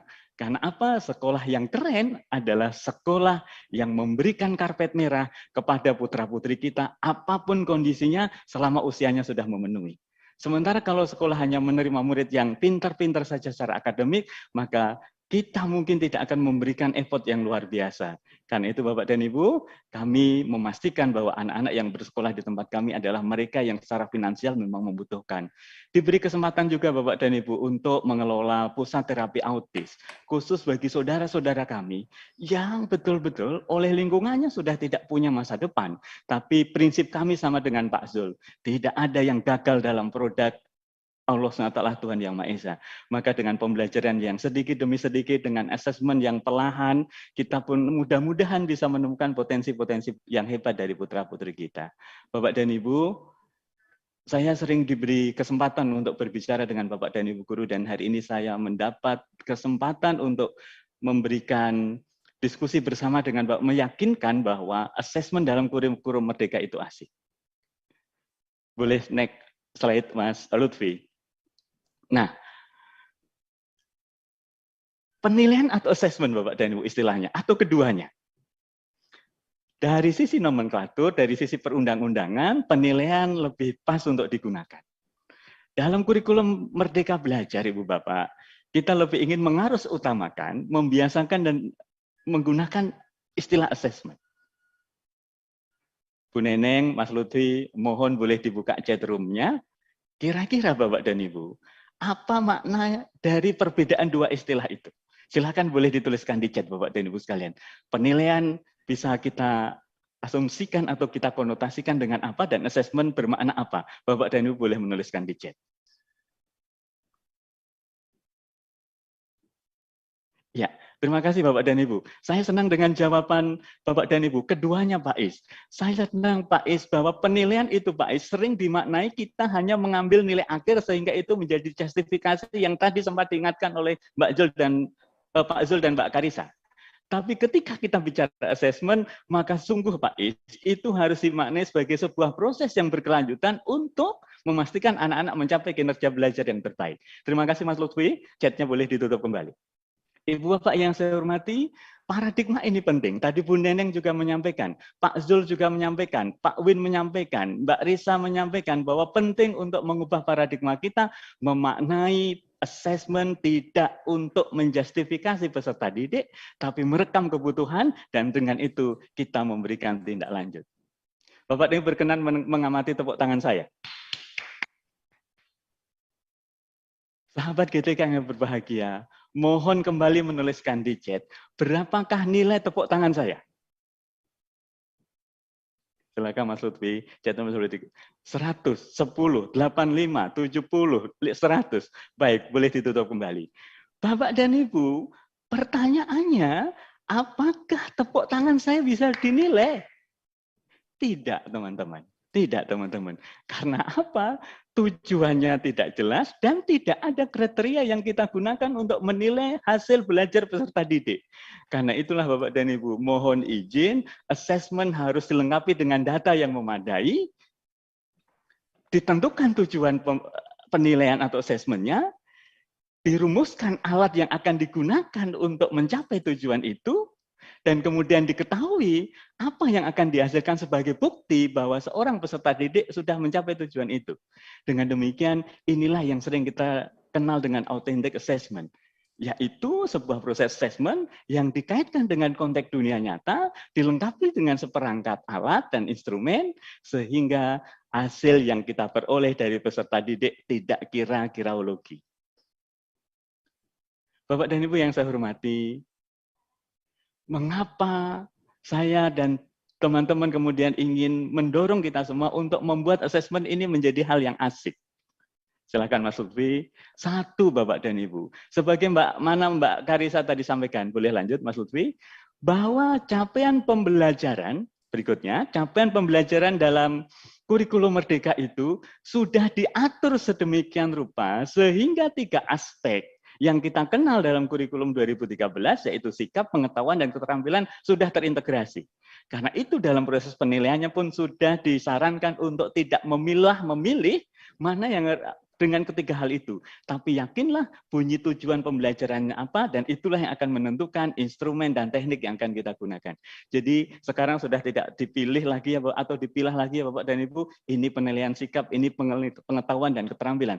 Tapi sepenuhnya dilakukan dengan holistik. Karena itulah Bapak dan Ibu, maka asesmen dalam kurikulum Merdeka pasti akan lebih sederhana. Dan ketika itu lebih sederhana, ditandai dengan berkurangnya beban administratif. Dan yang tidak kalah penting, kurikulum Merdeka memberikan kemerdekaan pada sahabat-sahabat GTK yang berbahagia, agar merdeka dan leluasa dalam hal apa Pak Is? Silakan Mas Lutfi. Satu, dalam hal alokasi waktu. Boleh berlanjut Mas Lutfi? Dan kedua Bapak dan Ibu sekalian, kemerdekaan dalam teknik dan instrumen yang akan digunakan, apakah kemudian ini bisa kita maknai pengetahuan kita saja, atau dalam tanda kutip suka-suka kita? Tidak Bapak dan Ibu. Ada kuncian-kunciannya yang kemudian harus membatasi kita, sehingga kemerdekaan dan keleluasaan itu betul-betul menunjukkan pada upaya kita untuk meraih efektivitas dalam asesmen. Pemerintah tidak ingin Ibu Bapak membelenggu ide-ide kreatif Bapak dan Ibu dalam melakukan asesmen, tapi pemerintah Kemendikbudristek memberikan ruang yang seluas-luasnya, tapi ruang itu juga harus menganut prinsip-prinsip yang ada. Bapak dan Ibu, andaikan hari ini di saku kita ada keping mata uang, di situ ada mata uang depan atau belakang atau kanan dan kiri. Apa yang bisa kita maknai dari prinsip yang pertama? Inilah Bapak dan Ibu. Sesungguhnya pembelajaran dan asesmen itu adalah dua sisi mata uang yang tidak pernah terpisahkan. Karena itu dalam melakukan perencanaan pembelajaran, pasti kita juga harus sekaligus memikirkan perencanaan asesmen. Yang kedua Bapak dan Ibu sekalian, asesmen dilakukan berdasarkan fungsi asesmen tersebut. Ketika kita ingin memastikan apakah ini asesmen awal pembelajaran, atau ini asesmen formatif, atau ini asesmen sumatif, pasti Ibu Bapak teknik, waktu, dan hal lain akan menyesuaikan. Kemudian prinsip yang ketiga, Bapak dan Ibu sekalian, silakan Mas Lutfi. Bapak dan Ibu, kita ingin mendorong teman-teman untuk secara adil, secara profesional dapat dipertanggungjawabkan. Sudah tidak ada lagi bias dalam penilaian. Mungkin saya sebagai seorang pendidik, saya punya peserta didik yang memiliki kesamaan latar belakang, entah itu suku, agama, budaya, maka sejatinya itu tidak boleh menjadi penentu kita untuk tidak berimbang dalam melakukan assessment. Semuanya harus dilakukan secara adil dan profesional.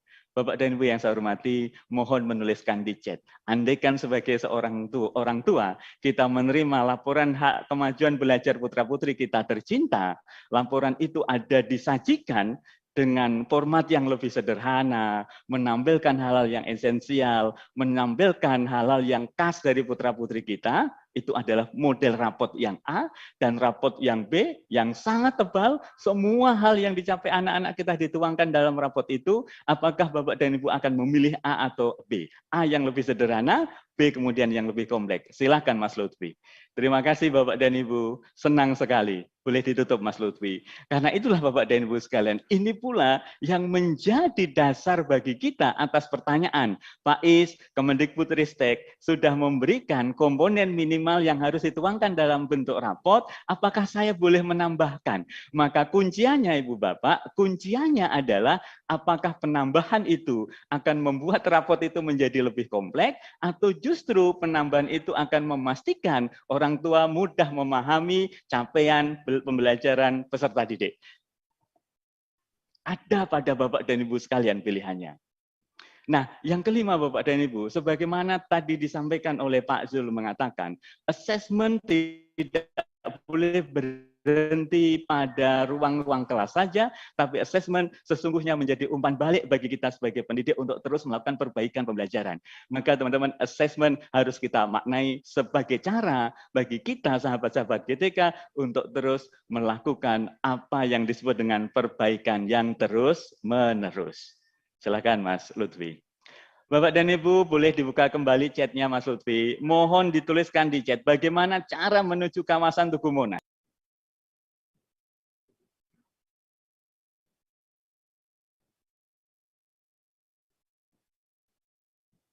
Terima kasih Bapak dan Ibu. Boleh ditutup kembali Mas Lutfi. Naik bis Pak Is, naik kereta Pak Is, naik pesawat. Sahabat-sahabat GTK yang berbahagia, kenapa tidak ada yang mengajukan pertanyaan, Pak Is berangkatnya dari mana? Bisa jadi berangkatnya bukan dari luar pulau, Bapak dan Ibu. Bisa jadi berangkatnya bukan dari Jakarta, tapi berangkatnya dari stasiun Gambir, sehingga untuk menuju kawasan Tugu Monas tidak perlu pakai transportasi apapun, tapi cukup dengan berjalan kaki. Inilah Bapak dan Ibu, esensi berikutnya dalam kurikulum Merdeka terkait dengan pembelajaran dan asesmen adalah, ayo Bapak dan Ibu, apa yang disampaikan oleh Pak Zul tadi, apa yang disampaikan oleh Pak Win tadi, apa yang disampaikan oleh Mbak Karisa tadi, dalam diagnostic assessment, istilah awalnya menggunakan diagnostic assessment, tapi saat ini Bapak dan Ibu, kita akan mengarus utamakan penggunaan istilah assessment awal pembelajaran. Silahkan Mas Lutfi. Kenapa demikian Bapak dan Ibu? Sering dimaknai, kadang-kadang penggunaan istilah yang rumit itu justru malah membuat teman-teman merasa kurang pede. Padahal sesungguhnya yang dimasuk dari asesmen diagnostik itu, sebagaimana Pak Zul dengan sangat luar biasa tadi menjelaskan, pentingnya kita memahami level kemampuan anak-anak saya ini ada di mana, sehingga dengan cara itu kita bisa menentukan tindak lanjut, diferensiasi pembelajaran yang akan dilakukan. Jadi sekali lagi Bapak dan Ibu, asesmen diagnostik, mari kita harus utamakan, mari istilahnya kita pergunakan dengan asesmen awal pembelajaran yang betul-betul sebagaimana Pak Win tadi praktekkan. Ketika pada saat asesmen awal pembelajaran diketahui Ananda kurang pede, maka Pak Zul melakukan dialog, melakukan memberikan feedback dan menyepakati apa yang harus dilakukan sehingga tindak lanjutnya kelihatan. Bapak dan Ibu, asesmen awal pembelajaran dimaksudkan agar ibu, bapak, teman-teman sekalian mampu memberikan pembelajaran yang berdiferensiasi. Pak Jul tadi sudah memberikan contoh yang sangat luar biasa bagaimana kemampuan anak-anak yang baru mengenal huruf, sudah ada yang mengenal kata, bahkan ada yang merangkai kalimat, maka pasti pembelajarannya harus sesuai dengan levelnya. Ini yang kita sering kenal, Bapak dan Ibu, mohon berkenan dengan istilah pembelajaran berdiferensiasi. Kembali pada Bapak dan Ibu, fungsi-fungsi assessment. Pertama, assessment awal pembelajaran. Bapak dan Ibu, pernahkah melihat acara kompetensi masak yang ada di sebuah stasiun televisi? Apa yang menarik dari kompetensi memasak itu? Ketika para peserta sedang menyajikan masakan, maka para juri keliling dari satu meja ke meja lain, melakukan dialog, menanyakan sedang masak apa. Soto Betawi, Chef. Sudah dicoba rasanya? Sudah, Chef. Boleh saya mencoba? Apa yang perlu ditambahkan? Apakah ini sudah pas? Bagaimana kalau bumbunya ditambahkan sedikit supaya rasanya lebih pas? Atau Bapak ada ide lain? Bapak dan Ibu, mohon dituliskan di chat. Terkait dengan assessment, apa yang dilakukan oleh para juri itu sejalan dengan jenis assessment apa, Bapak dan Ibu? Silakan Mas Lutfi, chatnya boleh dibuka kembali. Terima kasih Bapak dan Ibu. Senang sekali dengan jawaban itu. Formatif, Pak Is, formatif. Mas Lutfi, terima kasih. Persis Bapak dan Ibu. Itulah salah satu contoh assessment formatif yang dalam kurikulum Merdeka, mari sahabat GTK sekalian, kita proporsionalkan antara jenis sumatif dan formatif itu. Harus diakui, kita dulu, termasuk saya di dalamnya, mungkin lebih fokus pada nilai sumatif karena itu paling gampang untuk mengambil nilai anak-anak, tapi yakinlah Bapak dan Ibu, sumatif saja tidak akan pernah cukup untuk mengawal proses belajar anak-anak yang bermakna.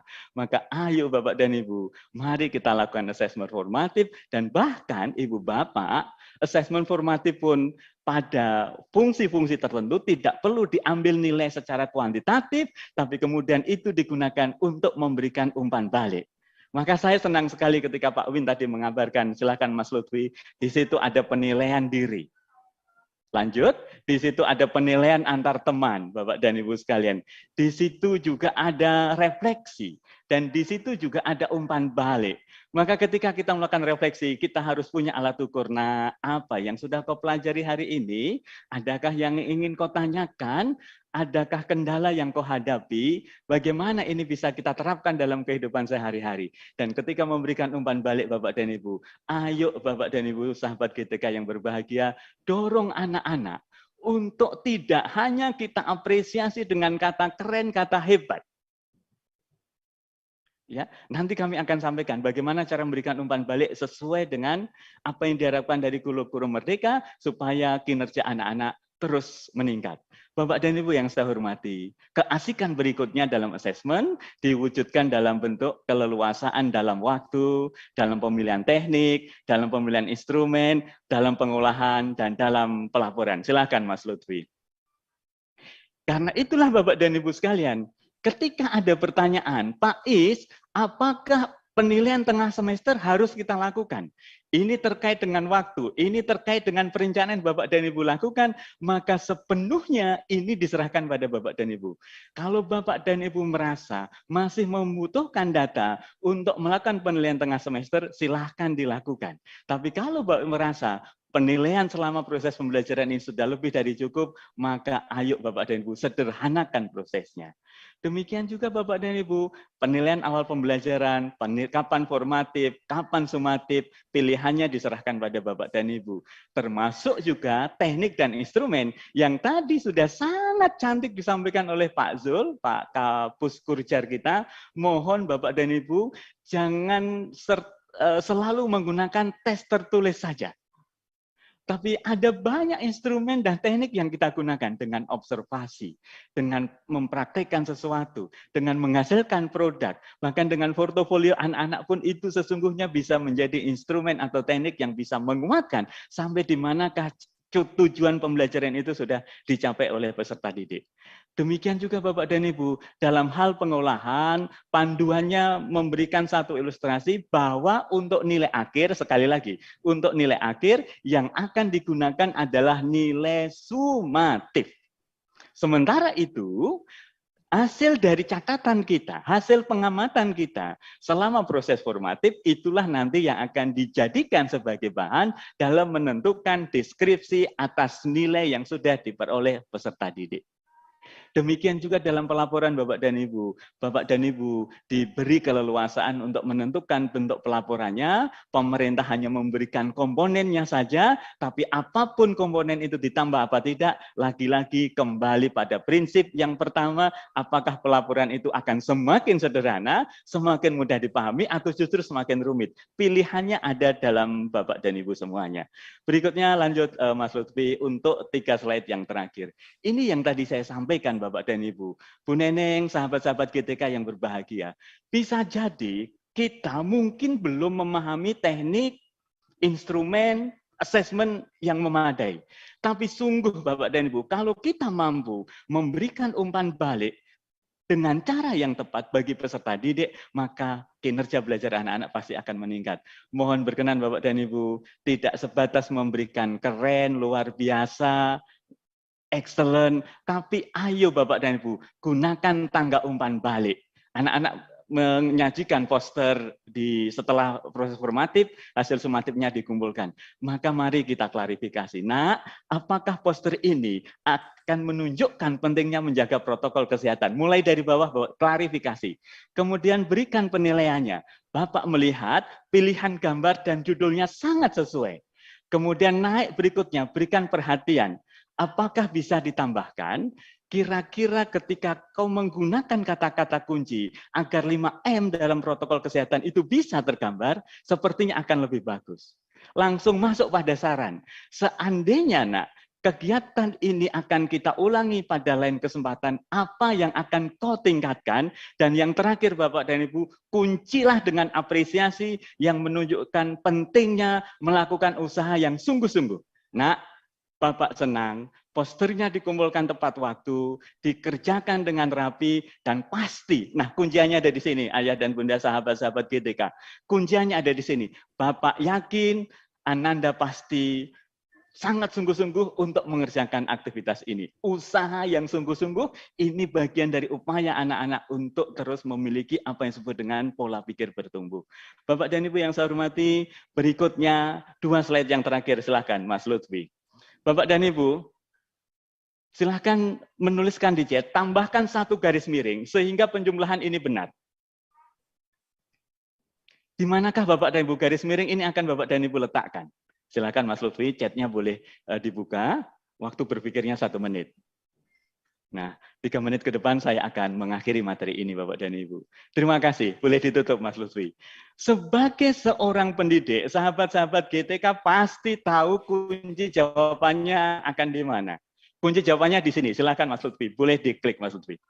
Iya, mohon izin tanda panah, tanda garis miringnya kurang ke atas sedikit. Maka teman-teman, tanda garis miring itu saya letakkan di tanda plus sehingga menjadi 545 ditambah 5 ditambah 5 sama dengan 55. Itu kunci yang saya pegang. Tapi kalau ada anak saya yang menjawab, Pak Is, mohon berkenan tanda garis miringnya ditarik atau ditaruh di tanda sama dengan. Inilah spesial momen Bapak dan Ibu. Inilah kesempatan saya untuk menjadikan bahkan teman-teman kesalahan dalam belajar itu sebagai cara kita untuk meningkatkan kompetensi anak-anak. Nah, jawaban yang sangat baik itu.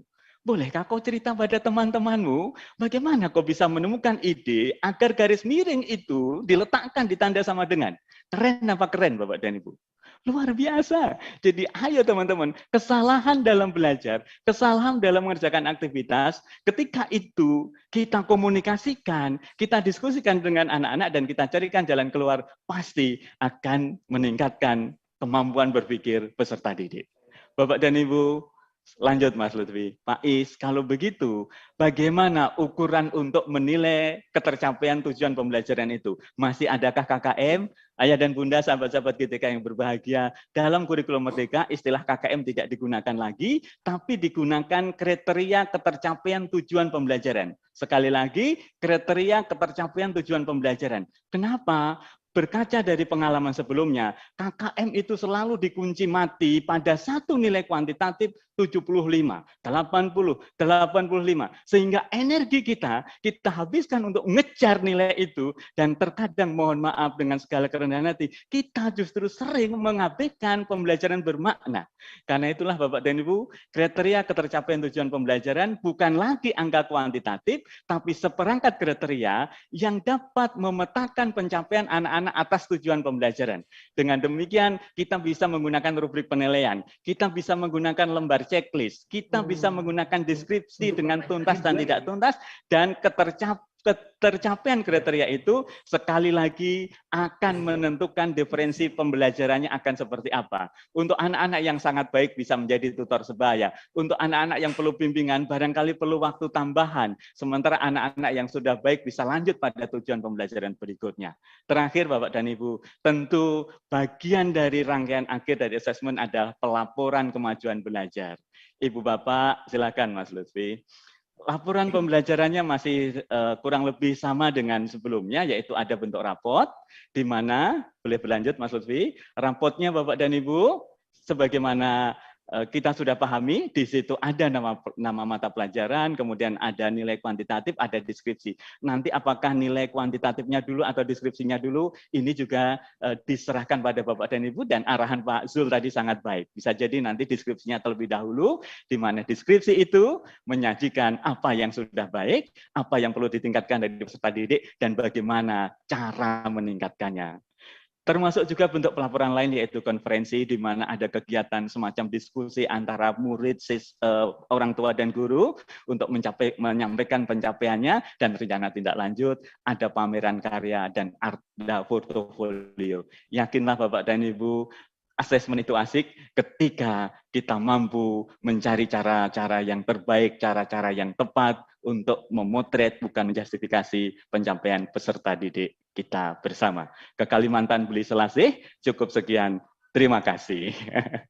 Terima kasih Bu Neneng. Iya, ya, terima kasih Pak Isoyo, luar biasa ya untuk paparan Bapak yang sangat lengkap dan komprehensif ya, sehingga tidak terasa 30 menit berlalu Pak, dan on time menyelesaikan paparan Bapak mengenai asesmen pembelajaran ini ya. Baik, izin Pak Is untuk saya menyimpulkan ya beberapa poin dari paparan yang telah Bapak sampaikan tadi ya, bahwa setiap anak memiliki karakteristik dan potensi untuk berkembang yang perlu kita fasilitasi dengan tepat sehingga potensi mereka berkembang dengan baik. Kemudian perubahan paradigma yang harus kita buat, bahwa asesmen bukan hanya sekedar melihat hasil dan menjustifikasi, tapi harus sebagai proses berkelanjutan untuk meningkatkan kompetensi murid-murid kita serta memberikan layanan yang berkualitas. Kemudian asesmen perlu dilaksanakan secara holistik dan bermakna dengan 5 prinsip yang tadi sudah dijelaskan Pak Is ya, terpadu, adil, proporsional, kemudian bisa memberikan laporan hasil belajar yang informatif dan menjadi bahan refleksi untuk peningkatan mutu pembelajaran. Kemudian asesmen awal perlu dilakukan untuk mendeskripsikan keadaan potensi peserta didik dan memberikan layanan yang sesuai bagi peserta didik. Dan terakhir dari saya kesimpulannya adalah bahwa asesmen sumatif dan formatif perlu dilakukan secara proporsional dengan beragam cara untuk melihat perkembangan peserta didik dan meningkatkan kompetensi mereka. Begitu Pak Is, dan izin untuk Pak Isoyo untuk tetap bersama kami hingga akhir acara ya Pak. Baik, Mbak. Baik, terima kasih. Sahabat GTK yang kami banggakan, kita telah menyimak penjelasan dari para narasumber yang luar biasa ya, dan kini saatnya kita akan memasuki sesi tanya jawab.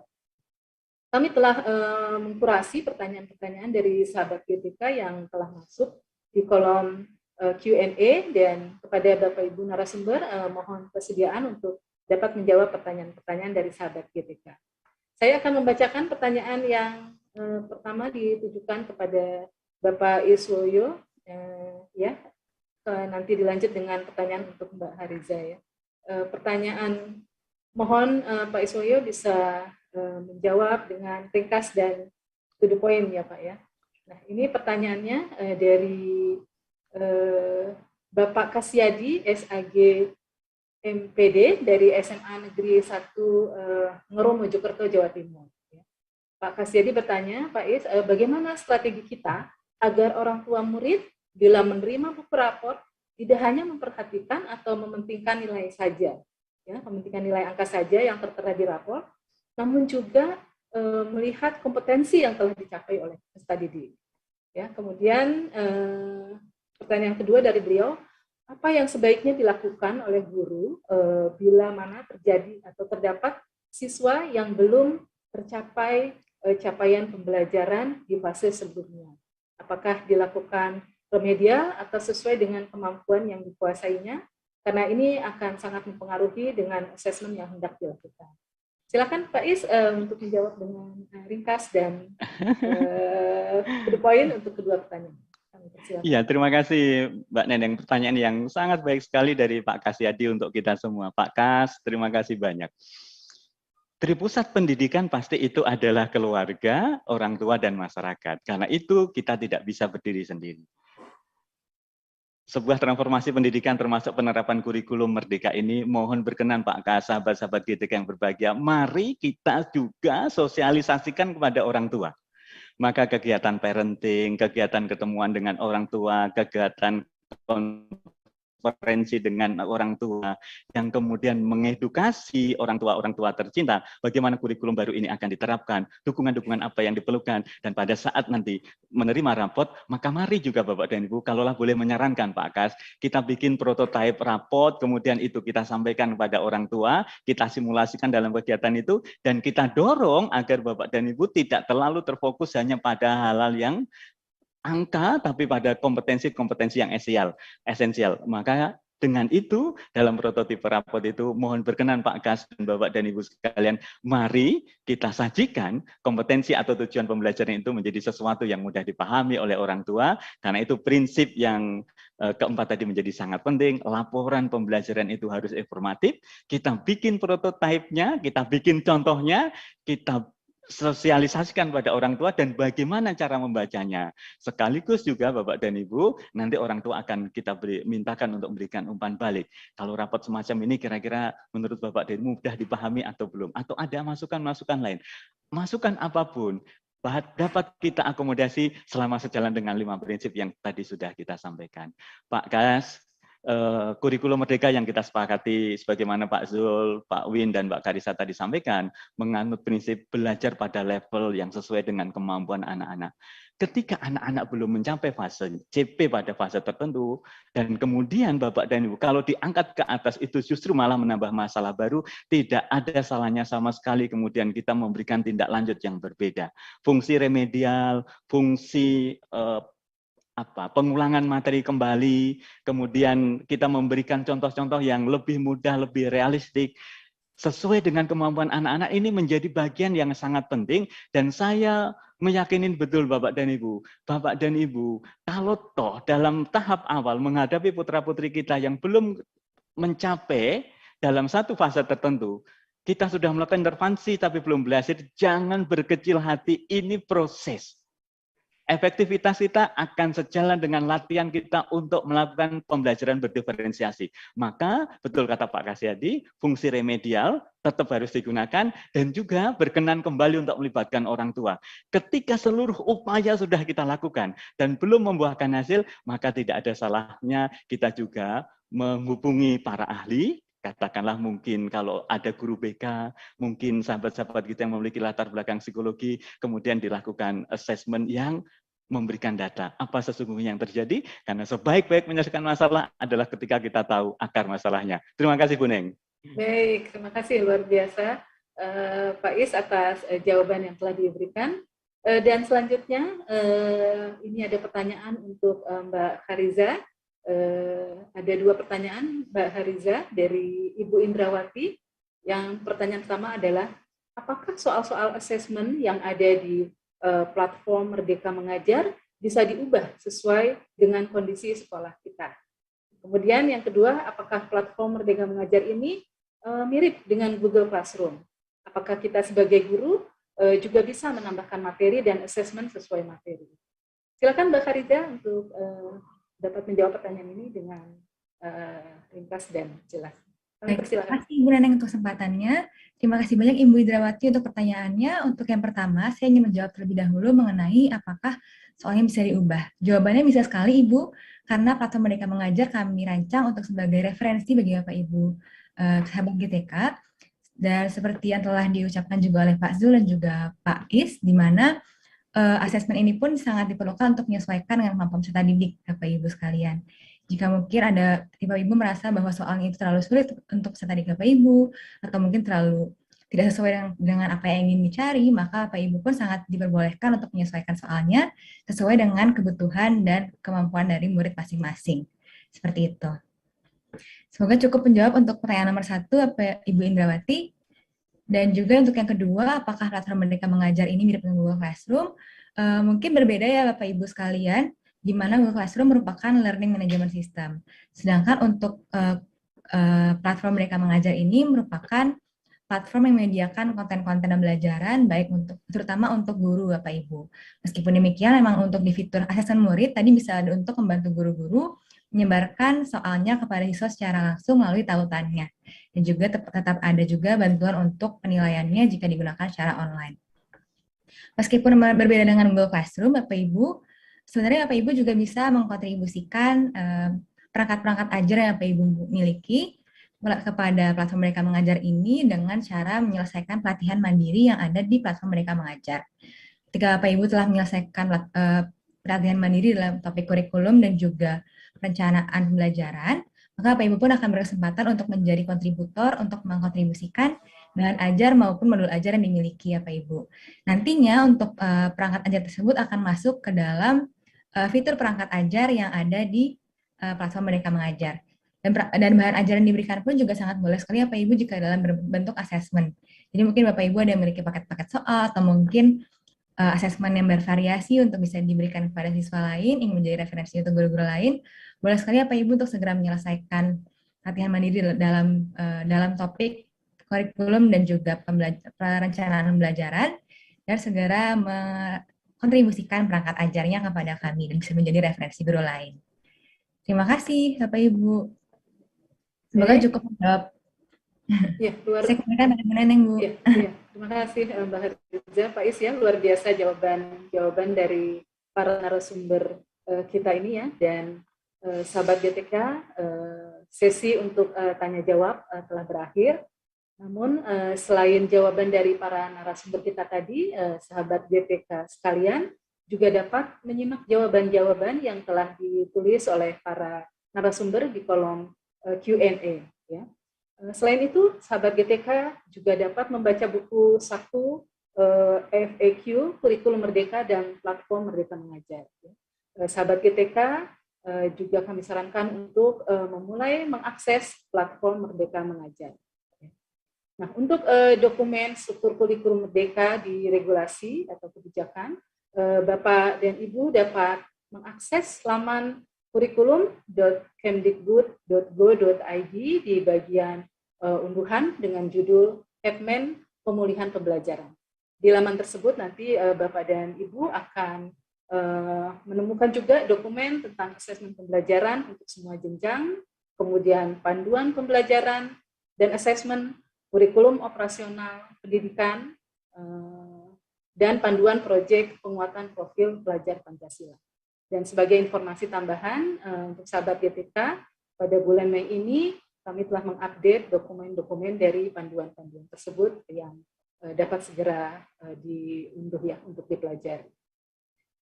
Baik, kepada Bapak Ibu narasumber, terima kasih banyak atas kesediaannya berbagi dan memberikan pencerahan kepada kami semua terkait kurikulum Merdeka, khususnya untuk asesmen pembelajaran. Sebagai penguat, saya akan memberikan kesempatan kepada masing-masing narasumber ya untuk menyampaikan pesan singkat ataupun semangat yang ingin disampaikan kepada peserta webinar kita, ya, terutama untuk kepala sekolah dan guru-guru yang ingin mengimplementasikan kurikulum Merdeka dan menggunakan platform Merdeka Mengajar. Saya persilakan pertama untuk Pak Iswoyo dulu, mohon memberikan pesan atau penguatan Pak kepada sahabat GTK, guru dan para kepala sekolah. Kami persilakan Pak Is. Pak Is, suaranya masih belum terdengar Pak. Baik, tentu merasa bahagia pada kesempatan sore hari ini berkesempatan belajar bersama dengan sahabat GTK. Satu kebanggaan tersendiri, mudah-mudahan ini menjadi jalan kita untuk terus saling menguatkan. Yakinlah Bapak dan Ibu, assessment adalah proses belajar, proses yang berkelanjutan, tidak hanya bagi peserta didik, tapi bagi kita sebagai pendidik. Mari terus belajar dengan tanpa henti, berkolaborasi, memanfaatkan praktek-praktek baik yang sudah disediakan oleh teman-teman, memanfaatkan panduan-panduan yang sudah disampaikan oleh Kemendikbudristek dan kecanggihan teknologi dengan menggunakan platform Merdeka Mengajar. Sejalan dengan kesempatan dan motivasi kita untuk belajar, pasti kompetensi kita untuk melakukan asesmen akan meningkat, dan itu pasti akan meningkatkan prestasi belajar peserta didik.